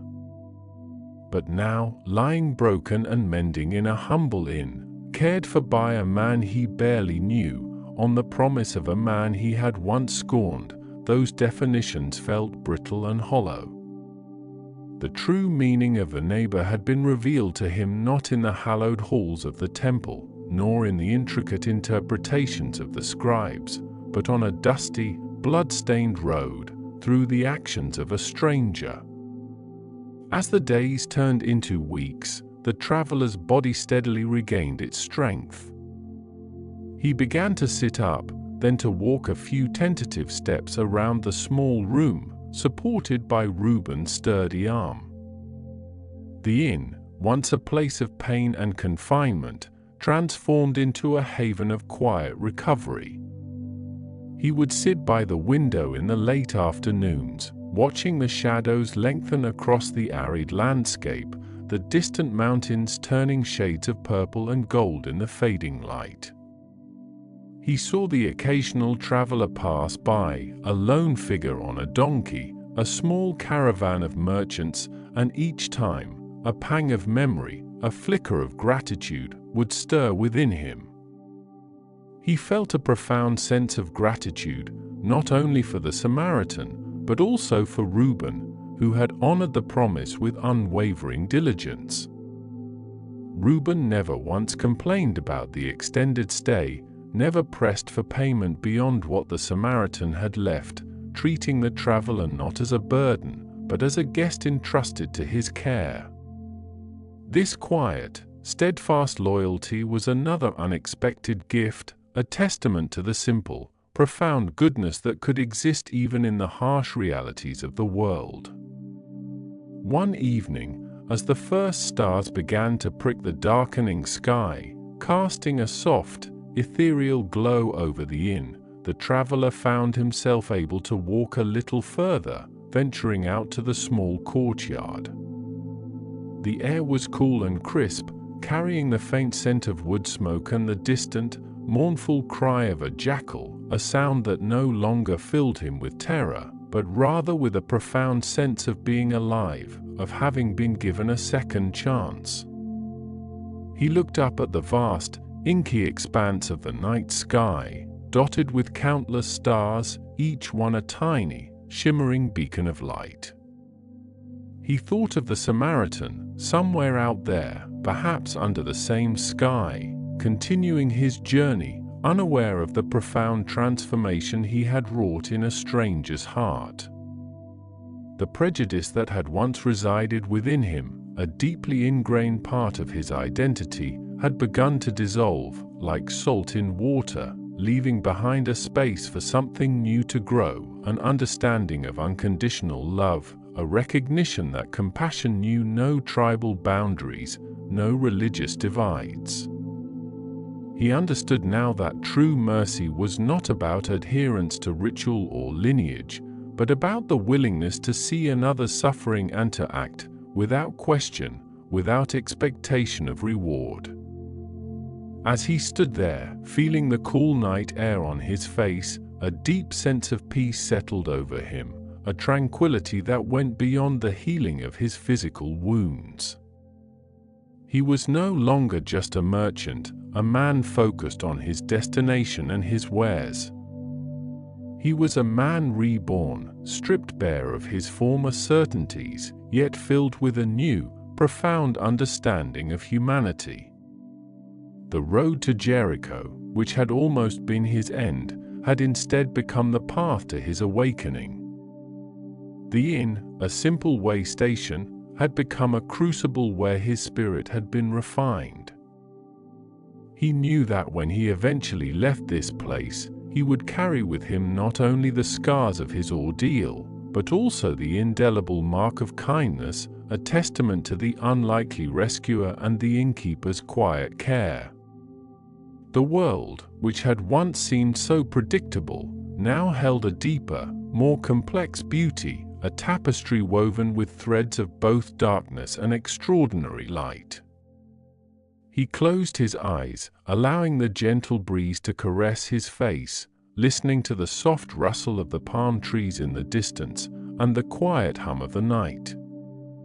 The journey ahead was uncertain, but his heart was full, and for the first time in a long time, he felt truly at peace, a quiet, profound stillness settling over him as the world drifted into the soft embrace of night. The traveler, whose name was Eliezer, stirred gently on the soft pallet, the unfamiliar comfort a stark contrast to the hard, unforgiving ground he had known just days before. The quiet hum of the inn at nightfall, a symphony of distant crickets and the soft rustle of palm fronds, lulled him into a deeper sense of peace than he had experienced in a very long time. He felt the faint throb of his wounds, a dull ache beneath the fresh bandages, a constant reminder of the brutal encounter that had nearly claimed his life on the treacherous road to Jericho. Yet, even those scars, both visible and unseen, now seemed less daunting, softened by the unexpected kindness that had enveloped him. Aram, the Samaritan, moved with a quiet efficiency about the small room, tending to the flickering oil lamp that cast long, dancing shadows upon the rough-hewn walls. His presence, once a source of deep-seated suspicion for Eliezer, now radiated a comforting warmth, a silent testament to the profound shift in his understanding of the world. Eliezer watched him, his eyes tracing the gentle curve of Aram's back as he adjusted a small, clay cooking pot over a low, smoldering fire in the corner, the subtle aroma of simmering lentils and herbs beginning to fill the air. It was a simple, nourishing meal, much like what most people ate in Judea, often consisting of bread, oil, and legumes, with meat being a rare luxury. "You should rest, Aram," Eliezer murmured, his voice still a little hoarse, breaking the comfortable silence. "You have done enough for one day, more than enough." Aram turned, a soft smile gracing his lips, his eyes, the color of warm earth, crinkling at the corners. "There is always more to do, Eliezer, especially when a guest is in need," he replied, his voice a low, melodic rumble that seemed to soothe the very air around them. "Besides, the night is long, and a full belly aids in healing, does it not?" He carefully poured a portion of the thick, fragrant stew into a small, unadorned bowl, its reddish-brown clay typical of Herodian pottery, crafted for practical use rather than elaborate display. He then tore a piece of flatbread, warm and yielding, and placed it beside the bowl before offering it to Eliezer. Eliezer accepted the offering, his fingers brushing against Aram's, a fleeting touch that spoke volumes of unspoken gratitude and newly forged understanding. He ate slowly, savoring each mouthful, the simple flavors a balm to his weary body and spirit. The warmth spread through him, chasing away the lingering chill of the desert night and the cold grip of fear that had once held him captive. He thought of the road, the dusty, sun-baked path between Jerusalem and Jericho, a notorious stretch of wilderness known for its dangers, where brigands often lay in wait, preying on unsuspecting travelers. He remembered the sudden, brutal assault, the flash of steel, the crushing blows, and the sickening feeling of being left for dead, stripped of his garments and his dignity. "I confess," Eliezer began, his gaze fixed on the flickering flame of the lamp, I never imagined such kindness could come from a Samaritan. My people, we are taught many things about your people." He paused, searching for the right words, aware of the delicate nature of the subject. The historical tensions between Jews and Samaritans were deep-seated, rooted in centuries of religious and cultural differences. Aram nodded, his expression unreadable, yet devoid of any trace of offense. "And we, Eliezer, are taught many things about yours," he responded gently, his voice still calm. "But the road, it has a way of stripping away such teachings, does it not? It reveals the man beneath the robes, the heart beneath the name." He settled onto a small stool opposite Eliezer, his hands resting on his knees, his posture relaxed and open. "When I found you, bleeding and broken, lying like a discarded garment in the dust, there was only a man in need, a brother in suffering.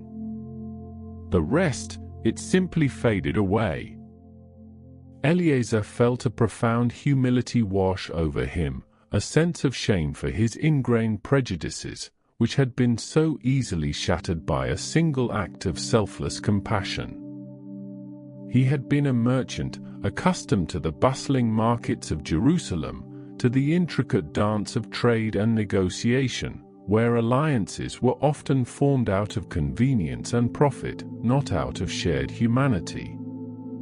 His world had been one of strict adherence to law and custom, where the boundaries between people were clearly defined, and the notion of a Samaritan offering such profound aid to a Jew was almost unthinkable.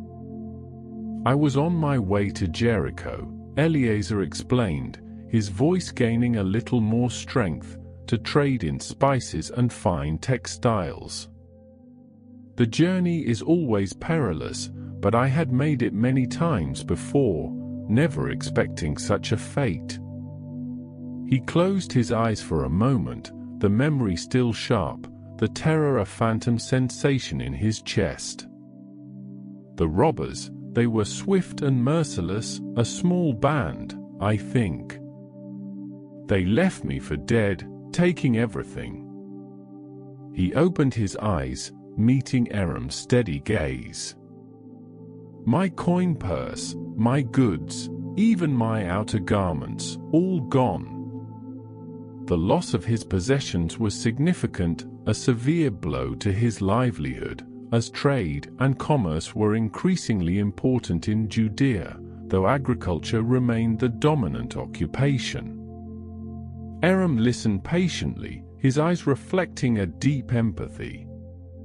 "The road to Jericho is indeed infamous for such encounters," he affirmed, "a den of vipers for those who travel alone or without sufficient guard. The Roman presence, while strong in larger cities like Jerusalem and Caesarea, does not always reach into every desolate corner of the land, especially on these more remote trade routes." He spoke of the Roman legions, their auxiliary troops often recruited from local populations, including Samaritans, who maintained order in the province, though their focus was often on major urban centers and suppressing unrest. Eliezer nodded, recalling the distant glint of Roman armor he had sometimes seen on the main roads, the stern faces of the soldiers, their presence a constant reminder of the foreign occupation. "I saw a priest and a Levite pass by," he continued, his voice tinged with a lingering bitterness, "men of God, returning from Jerusalem, perhaps from their duties at the temple. They saw me, Aram, I am certain of it, yet they averted their gaze, crossing to the other side of the road, leaving me to my fate." He remembered the rustle of their robes, the quickening of their pace, the chilling indifference that had pierced him more deeply than any robber's blade. Aram sighed, a soft, sorrowful sound. "The weight of ritual, Eliezer," can sometimes blind even the most devout to the cries of a suffering soul, he observed, his gaze thoughtful. Perhaps they feared defilement, the impurity of touching a body, especially one so bloodied, which would prevent them from performing their sacred duties. Or perhaps they simply feared the robbers themselves, imagining them still lurking nearby. He spoke not with judgment, but with a quiet understanding of the complexities of human fear and the strictures of religious law that often govern daily life. Fear, Eliezer repeated, the word tasting like ash in my mouth. Yes, perhaps. But what of compassion, Aram? What of the simple human duty to aid another in distress?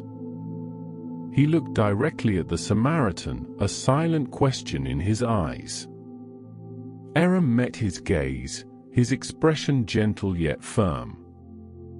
Compassion, Eliezer, knows no tribe, no law, no fear. It simply is, he stated, his voice resonating with a quiet conviction.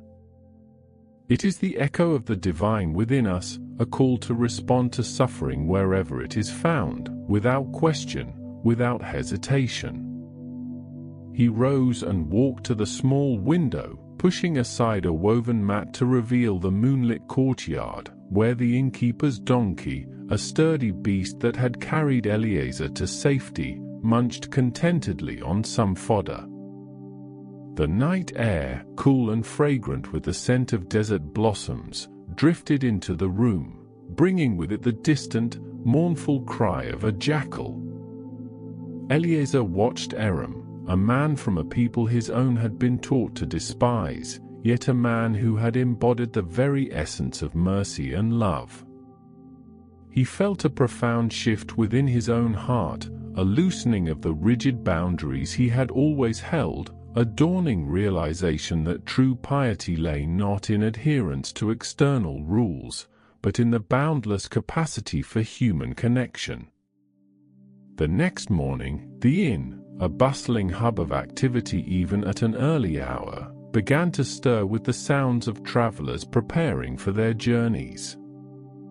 Reuben, the innkeeper, a man of stout build and warm, crinkling eyes, entered Eliezer's room with a tray bearing fresh bread, dates, and a small cup of wine, a simple but welcome breakfast. He moved with a practiced ease, his movements economical and quiet, his presence a comforting anchor in the midst of Eliezer's recovery. "How fares our honored guest this morning?"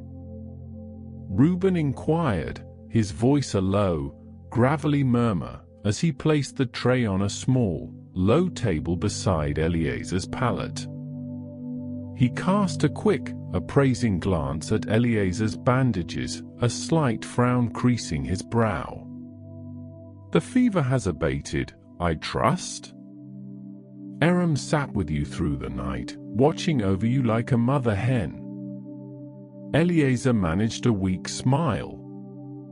"Much better, Reuben, thanks to your kindness and Aram's tireless care," he replied, pushing himself up a little higher, the movement still a little stiff. "I am truly indebted to you both, more than words can express." He knew that the innkeeper's care was not merely a transaction, it was an extension of the Samaritan's compassion, a testament to the shared humanity that transcended their different backgrounds. Reuben chuckled, a warm, rumbling sound. "Indebtedness is a heavy burden, my friend, and one you need not carry here. We simply do what is right, what is expected of those who share this dusty road of life." He paused, his gaze softening. "Aram, he is a good man, a true son of Abraham, though his people and yours often forget the common father they share." The innkeeper, like many in this region, was accustomed to the diverse tapestry of travelers who passed through his doors, merchants, pilgrims, Roman soldiers, and local farmers. Eliezer nodded, a thoughtful expression on his face. Indeed, he agreed, the memory of Aram's unwavering compassion still vivid in his mind.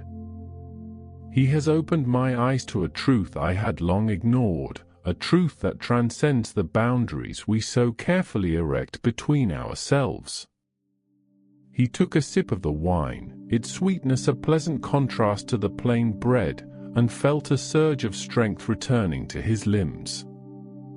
Reuben then spoke of the practicalities of Eliezer's recovery, detailing the need for continued rest and the careful tending of his wounds.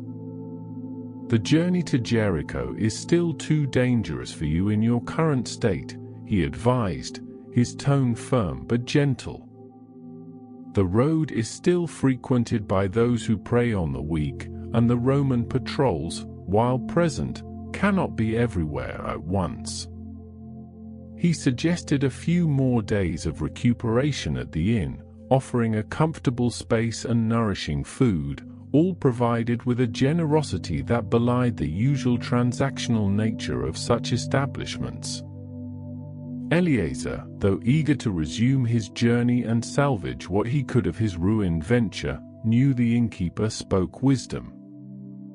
His body still ached, and the thought of facing the harsh desert sun and the potential for further danger was daunting. He had lost his merchandise, his donkeys, and his coin, leaving him with nothing but the clothes on his back and the profound gratitude in his heart. He had been carrying a significant amount of money, perhaps several denarii, as merchants often did, and the loss was substantial. Later that day, as the sun climbed higher, casting a golden glow over the courtyard, Aram returned, carrying a small, leather-bound pouch.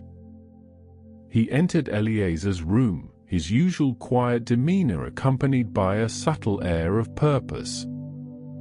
"Eliezer," he began, his voice soft, "I have taken the liberty of selling some of the remaining spices and textiles from your abandoned cart. It was not much, after the brigands had their fill, but it is enough for your immediate needs." He placed the pouch on the table, its weight surprisingly substantial. "And I have also spoken with Reuben, the innkeeper. He understands your situation and has agreed to extend your stay here, without further cost, until you are fully recovered." Eliezer stared at the pouch, then at Aram, his eyes widening in disbelief. But Aram, you have already done so much," he stammered, overwhelmed by this new act of generosity. "You have nursed me, protected me, and now you provide for my future. How can I ever repay such kindness?" Aram simply smiled, a genuine, open expression that erased all traces of the ancient animosity between their peoples.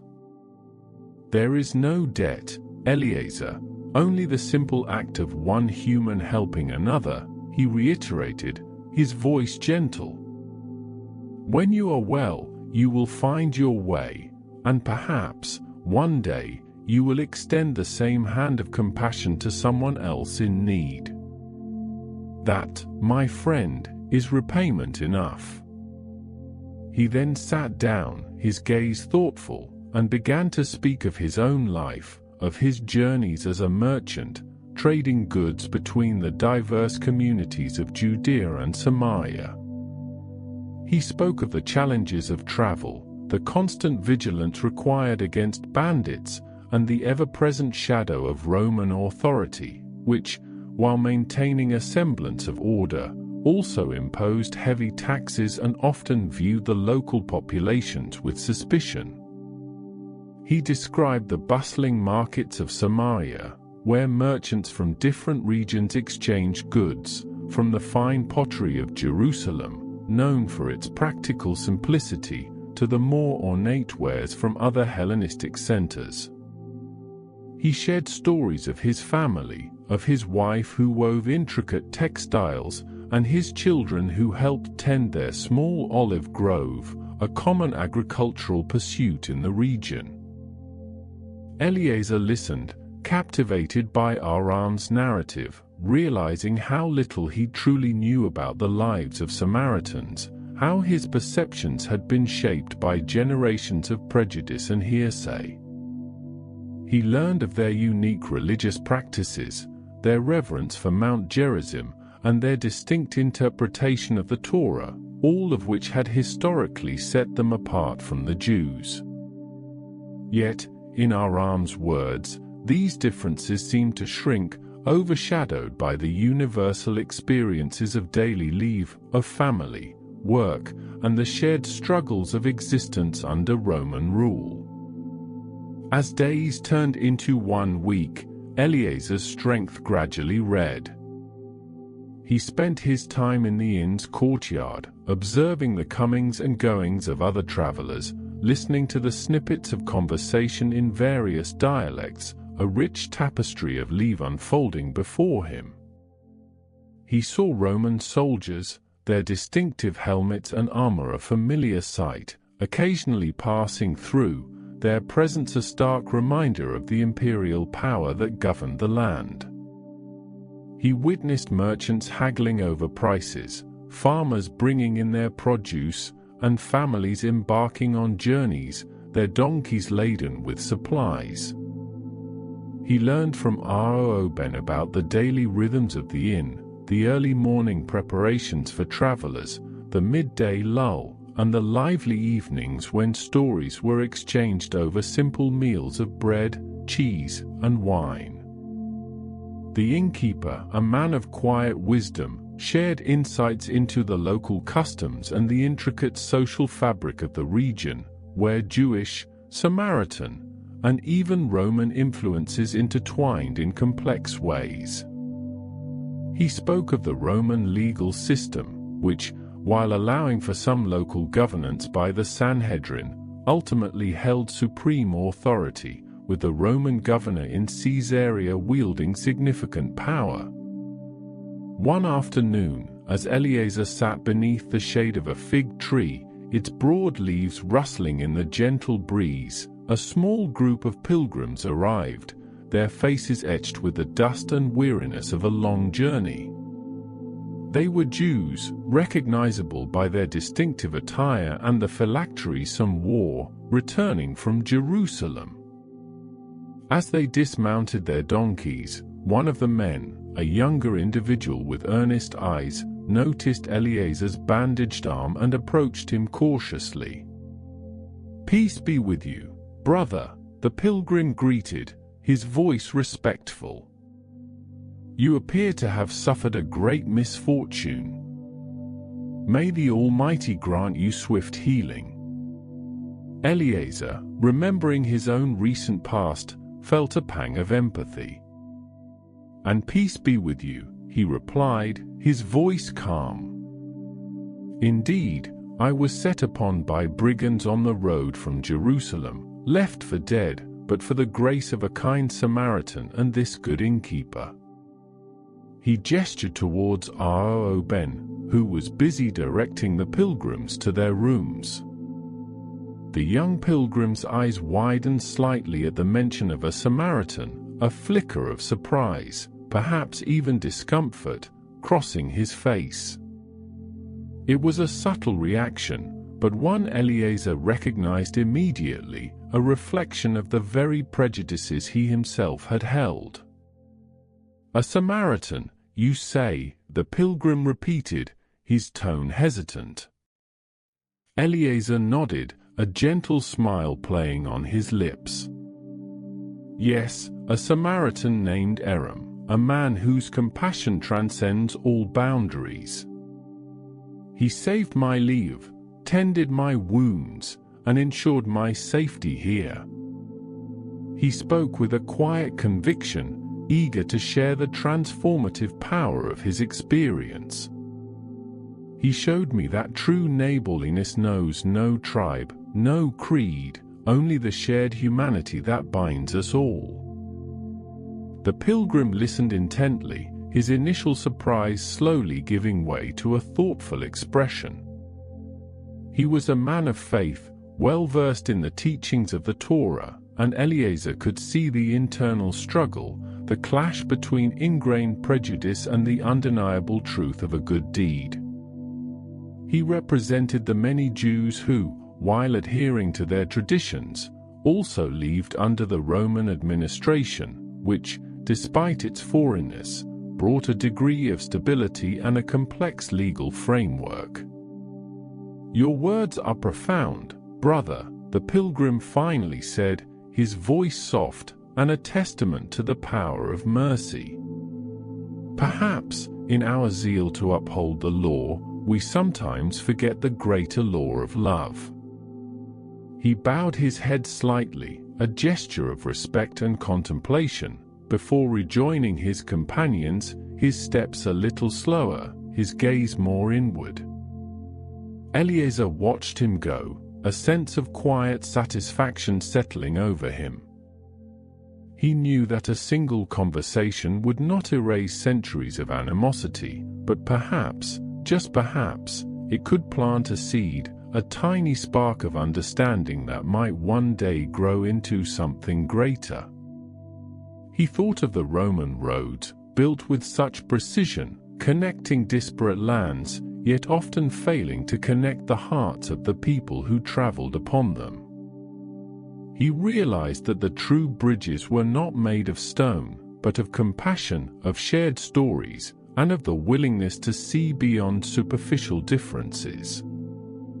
As the days of his recovery drew to a close, Eliezer felt a profound sense of gratitude, not only for his physical healing but for the deeper transformation that had occurred within him.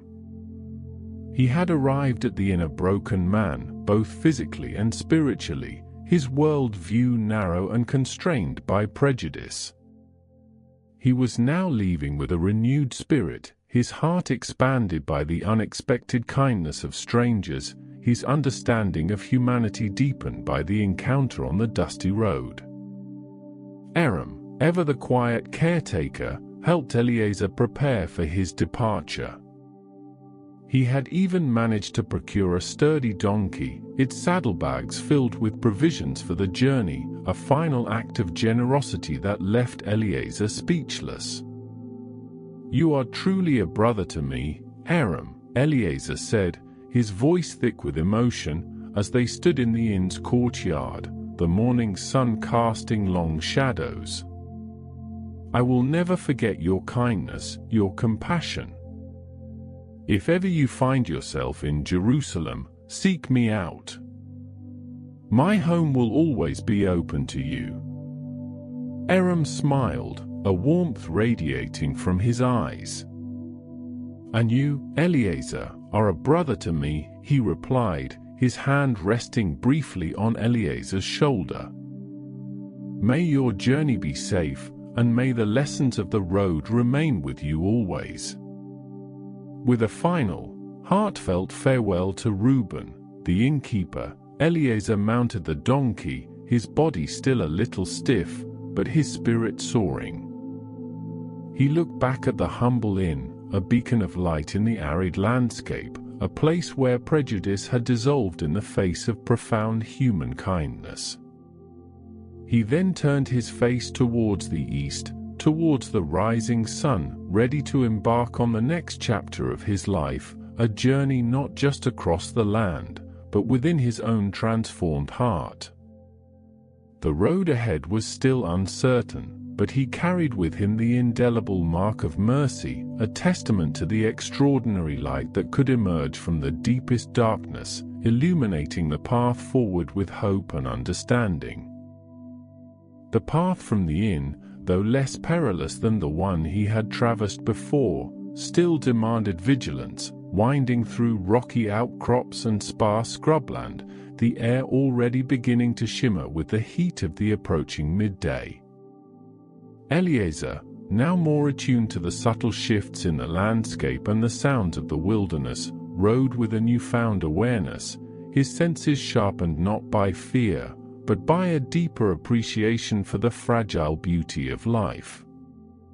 He noticed the delicate wildflowers pushing through cracked earth, the distant cry of a hawk circling high above, and the way the light played upon the ancient stones, each detail imbued with a quiet significance. He thought of Aram, the Samaritan, and the innkeeper, Reuben, their faces etched into his memory as symbols of a compassion he had once believed impossible. The generosity of Aram, who had not only tended his wounds but had also provided for his continued journey, resonated deeply within him. The 2 denarii Aram had given to Reuben for his care, a significant sum representing 2 days' wages for a laborer, spoke volumes of his commitment. This was a man who truly understood the meaning of sacrifice, of putting another's needs before his own, defying all the ingrained prejudices Eliezer had carried. As he rode, Eliezer began to reflect on the nature of his own life before the attack. He had been a successful merchant, his days filled with the acquisition of goods, the negotiation of prices, and the meticulous planning of trade routes. His identity had been inextricably linked to his profession, his standing in the community measured by his wealth and his adherence to Jewish law. He had prided himself on his knowledge of the Torah, on his regular attendance at the synagogue, and on his contributions to the temple in Jerusalem. Yet, in his pursuit of these outward markers of piety, he realized now, he had overlooked the very essence of what it meant to be truly righteous. The encounter with the priest and the Levite, men who, by all accounts, should have embodied compassion, continued to trouble him. They were guardians of the law, steeped in the sacred traditions of their people, yet they had chosen to pass by, perhaps fearing ritual impurity or the dangers of the road. Eliezer understood the strictures of purity laws, especially for those involved in temple service, but he now questioned whether such laws should ever supersede the fundamental human obligation to aid a fellow creature in distress. The Roman legal system, while allowing the Sanhedrin to enforce Jewish law in some areas, ultimately prioritized Roman interests, and perhaps this external pressure also played a role in how religious leaders navigated their public duties. His thoughts drifted to the Roman presence in Judea, a constant, often oppressive, backdrop to daily life. The Roman Empire, with its vast network of roads, its formidable legions, and its intricate legal system, had brought a degree of stability to the region, but also a heavy hand. Eliezer had always viewed the Romans with a mixture of resentment and resignation, seeing them as foreign occupiers who imposed their will and their taxes upon his people. He recalled the bronze coins, often bearing the image of the emperor, that were circulated throughout Judea, a constant reminder of Roman authority. Yet, even within this system, there were complexities. Some Roman auxiliary troops were recruited from local populations, including Samaritans, blurring the lines of identity and loyalty. He remembered a conversation he had once overheard in Jerusalem, a heated debate among scholars about the nature of Roman justice. Some argued that the Roman legal system, with its emphasis on due process and the right to appeal to higher authorities, even to the emperor himself, offered a measure of protection, particularly for Roman citizens. Others lamented the erosion of Jewish legal autonomy, the ultimate authority resting with the Roman procurator, who could overrule local decisions. Eliezer, as a Jewish merchant, had always navigated this complex legal landscape with caution, relying on scribes for legal documents and understanding that most judicial matters for Jews were handled by the Sanhedrin, unless they were political in nature. The sun climbed higher, beating down on the arid landscape, and Eliezer pulled the brim of his head covering lower to shield his eyes. He paused at a small oasis, a cluster of date palms offering a welcome respite from the relentless heat, and dismounted to allow his donkey to drink from a shallow pool. He knelt by the water's edge, splashing cool water on his face and neck, feeling the revitalizing chill seep into his skin. The simple act of quenching his thirst, once taken for granted, now felt like a profound blessing. He ate some of the dried figs and dates Aram had packed for him, their sweetness a burst of energy, and reflected on the fragility of life, the suddenness with which everything could change. He had faced death on that road, and in its shadow, he had found a new perspective, a deeper appreciation for the interconnectedness of all beings. He realized that the world was not simply divided into Jew and Samaritan, into righteous and unrighteous, but into those who chose compassion and those who chose indifference. As he continued his journey, the landscape began to change, the harsh desert slowly giving way to more cultivated land as he approached the fertile plains surrounding Jericho. He saw farmers tending their fields, their figures bent over rows of wheat and barley, the staple crops of the region. The air grew heavier with the scent of blossoming fruit trees, a welcome change from the dry, dusty aroma of the desert. Jericho, known for its dates and balsam, was a vibrant trade hub, a city of contrasts where wealth and poverty often stood side by side. Upon reaching the outskirts of Jericho, Eliezer felt a mix of relief and trepidation. The city, with its bustling markets and narrow, winding streets, was a familiar sight, yet he approached it with new eyes, his recent experiences having altered his perception of the world. He knew he would have to rebuild his life, to start anew after the devastating loss of his goods and capital. But he also knew that he carried something far more valuable than any earthly possession, the profound lesson of unconditional love and neighborliness, taught to him by an unlikely rescuer.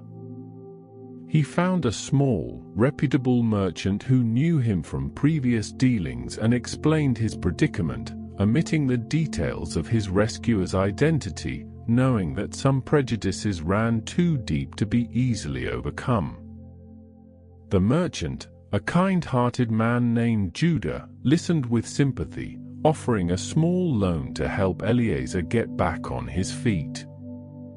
"The road to Jerusalem is a dangerous one, my friend," Judah commiserated, shaking his head sadly. "These brigands grow bolder with each passing season. It is a wonder you survived." Eliezer simply nodded, a quiet strength in his gaze. Indeed, it was a miracle, Judah, and a testament to the unexpected kindness of strangers.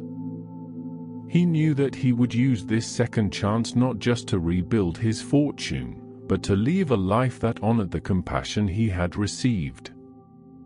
He would carry the memory of Aram, the Samaritan, and Reuben, the innkeeper, as a guiding light, a constant reminder of the true meaning of mercy in a world often overshadowed by indifference. As evening descended upon Jericho, casting long, purple shadows over the ancient city, Eliezer found a small, modest room in a quiet part of town. He lit a simple oil lamp, its soft glow illuminating the sparse furnishings, and sat down to reflect on the day's events. The journey had been long, both physically and emotionally, but he felt a sense of peace he had not known before. He had faced his own mortality, confronted his prejudices, and emerged with a heart transformed. He knew that his life as a merchant would continue, but it would be different now. He would approach his dealings with a greater sense of empathy, his interactions with others colored by the understanding that every person, regardless of their background, carried within them the potential for both darkness and extraordinary light. He would remember the dusty road, the pain, the fear, but most importantly, he would remember the outstretched hand of a Samaritan, a hand that had not only saved his life but had also shown him the true path to neighborliness. He closed his eyes, allowing the gentle breeze to caress his face, listening to the soft rustle of the palm trees in the distance, and the quiet hum of the city settling into night. The journey ahead was still uncertain, but his heart was full, and for the first time in a long time, he felt truly at peace, a quiet, profound stillness settling over him as the world drifted into the soft embrace of night. The following weeks in Jericho unfolded with a steady rhythm of recovery and rebuilding for Eliezer, a period of quiet contemplation mixed with the practicalities of re-establishing his livelihood. He spent his mornings at the bustling marketplace, observing the flow of goods and the intricate dance of commerce, slowly reacquainting himself with the sights, sounds, and smells that had once defined his world. The aroma of exotic spices mingled with the earthy scent of freshly baked bread and the dry, dusty smell of the desert, a sensory tapestry that grounded him in the present.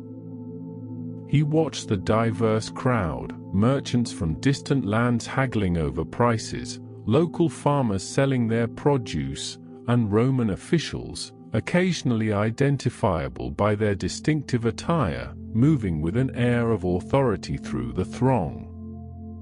His conversations with Judah, the kind merchant who had offered him a loan, deepened into a quiet friendship. Judah, a man with a keen eye for business and a generous spirit, shared insights into the current market trends, the fluctuating prices of goods, and the ever-present challenges of navigating trade under Roman rule. He spoke of the heavy taxes imposed by the Roman administration, which could be a significant burden on merchants and farmers alike, often leading to financial hardship. He also mentioned the occasional presence of Roman auxiliary troops, sometimes recruited from Samaritan or Greek populations, who maintained order in the cities and along key trade routes, though their presence was not always welcomed by the local Jewish populace. Eliezer, in turn, found himself sharing more of his recent ordeal, though he still spoke of his rescuer only as a kind stranger, carefully omitting the detail of his Samaritan identity, understanding that some truths needed time to be absorbed. He recounted the brutality of the attack, the despair of being left for dead, and the profound, unexpected compassion that had saved him.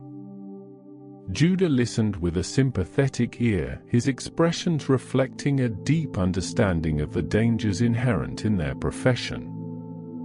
"It is a harsh world, Eliezer," Judah observed one afternoon, as they shared a simple meal of bread, olives, and a stew made from lentils and vegetables, typical fare for most people in Judea.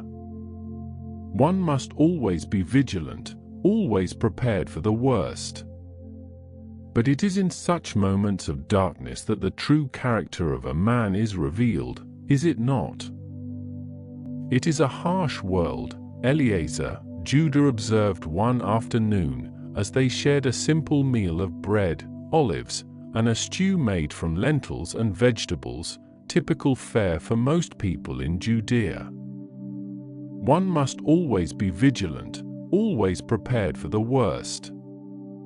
But it is in such moments of darkness that the true character of a man is revealed, is it not?"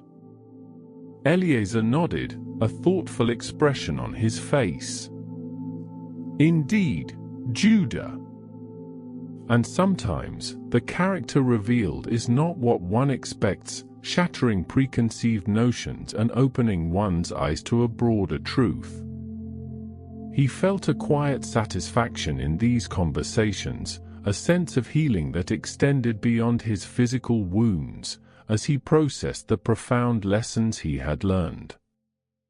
He was rediscovering the communal aspect of life, the way people relied on extended family and neighbors for survival, a stark contrast to the isolation he had felt when left for dead on the road.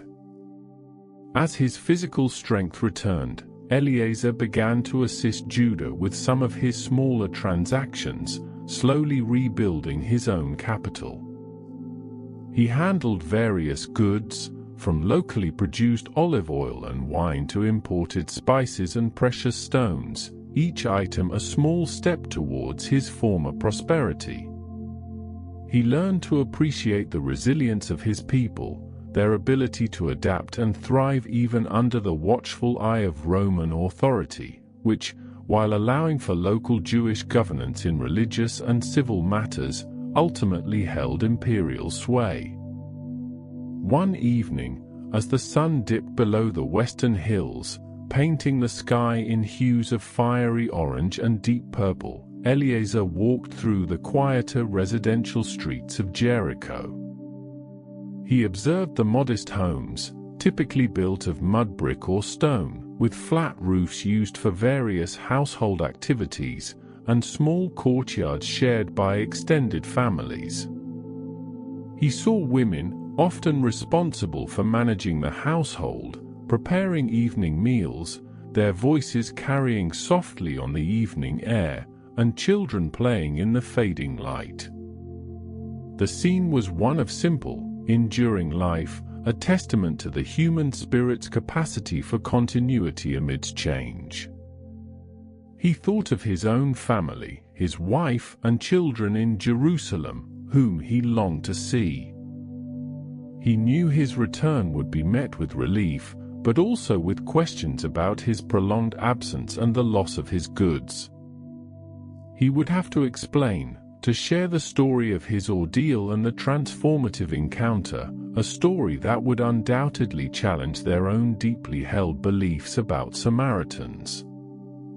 He understood that changing ingrained prejudices was a slow and arduous process, but he was determined to try. He also pondered the larger political landscape of Judea, a land constantly simmering with tension under Roman occupation.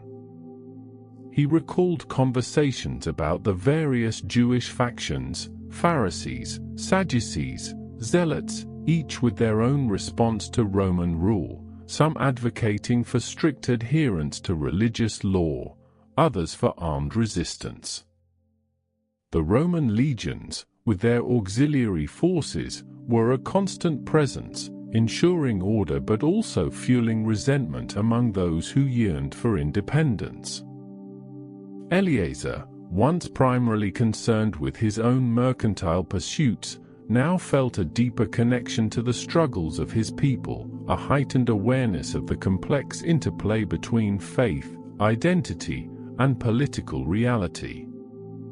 One day, while assisting Judah in the marketplace, Eliezer noticed a small group of Samaritans, identifiable by their distinct clothing and dialect, selling pottery and woven baskets.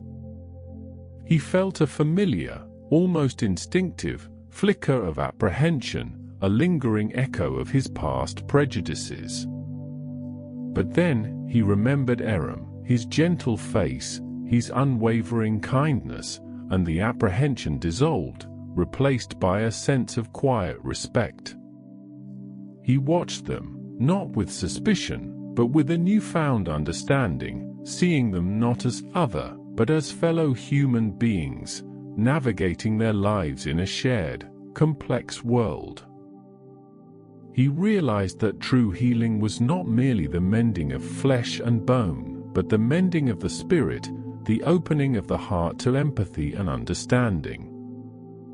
His journey on the dusty road to Jericho had stripped him bare, revealing the raw vulnerability of his humanity, but it had also led him to a profound awakening, a realization that compassion was the most powerful force in the world, capable of bridging the deepest divides.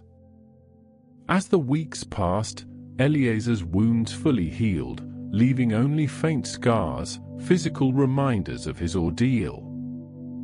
His financial situation, though not fully restored, was stable enough for him to consider returning to Jerusalem.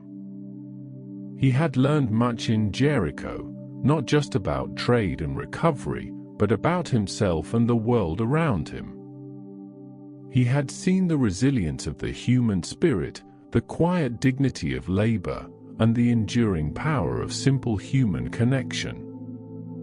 He bid farewell to Judah, promising to return to Jericho soon, and expressed his heartfelt gratitude for the merchant's friendship and assistance.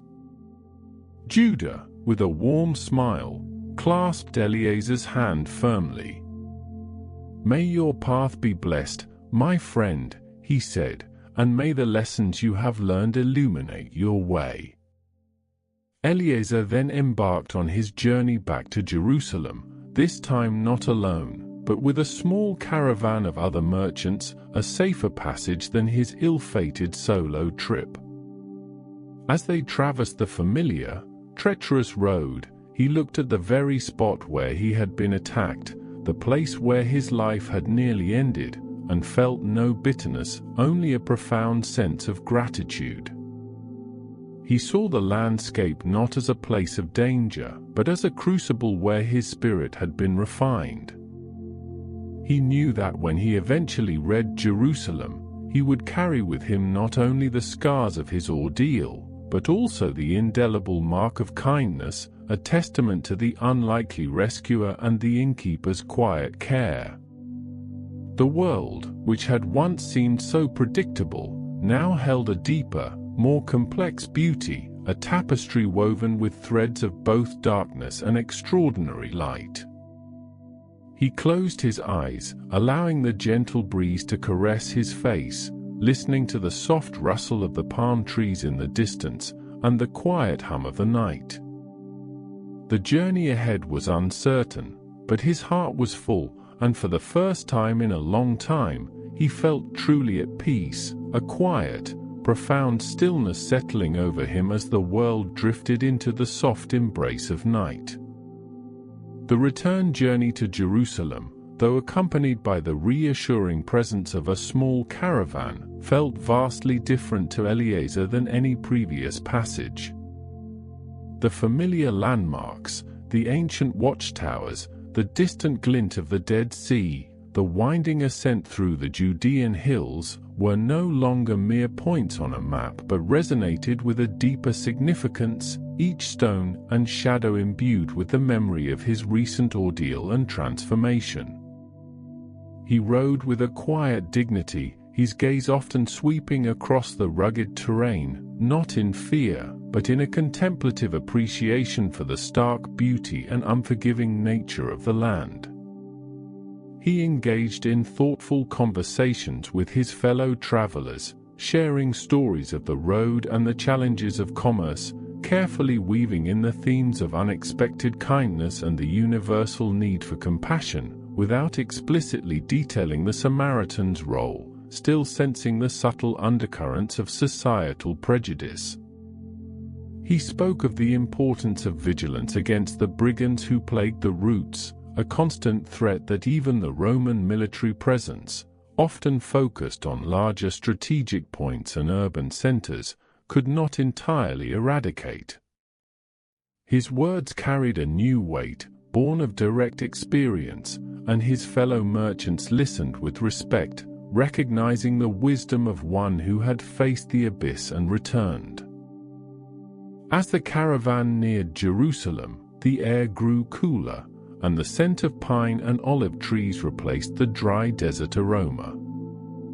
The sight of the city walls, rising majestically against the horizon, brought a surge of emotion to Eliezer's chest, a profound relief at returning home, mingled with a quiet apprehension about how his changed perspective would be received.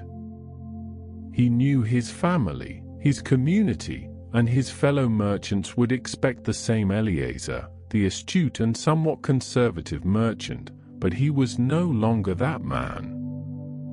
His wife, Sarah, greeted him with a cry of joy and relief, her face etched with worry from his prolonged absence. His children, young and boisterous, clung to him, their innocent embraces a balm to his soul. In the quiet intimacy of their home, a modest but comfortable dwelling within the city walls, Eliezer recounted his harrowing tale, choosing his words carefully, emphasizing the brutality of the attack and the miraculous intervention of a compassionate stranger. He spoke of the innkeeper, Reuben, and the extraordinary care he had received, painting a vivid picture of a haven of mercy on the desolate road. Sarah listened, her eyes wide with a mixture of horror and gratitude, her hand often reaching out to touch his still healing arm. "The Almighty truly watched over you, my husband," she whispered, her voice trembling. "To think you were so close to death, and yet, a stranger, a righteous soul, chose to intervene." She was a woman of deep faith, accustomed to the rhythms of Jewish life, the Sabbath observance, and the centrality of the temple in their daily existence. Eliezer nodded, his gaze meeting hers. "Indeed, Sarah, a righteous soul, one who saw not my tribe or my station, but simply a man in desperate need." He paused, then continued, his voice soft but firm. "This experience, my dear, has taught me much about the true meaning of righteousness, a lesson that transcends the boundaries we often erect between ourselves and others." He knew that introducing the idea of a Samaritan's goodness would be a gradual process, a seed planted in fertile ground, but he was committed to nurturing it. In the days that followed, as Eliezer slowly resumed his life in Jerusalem, he found himself observing the city with a heightened awareness. He walked through the bustling streets, past the imposing Roman Antonia fortress, a symbol of imperial power, and towards the magnificent temple, the spiritual heart of his people. He saw the priests and Levites, their robes flowing, engaged in their sacred duties, and remembered the two who had passed him by on the road.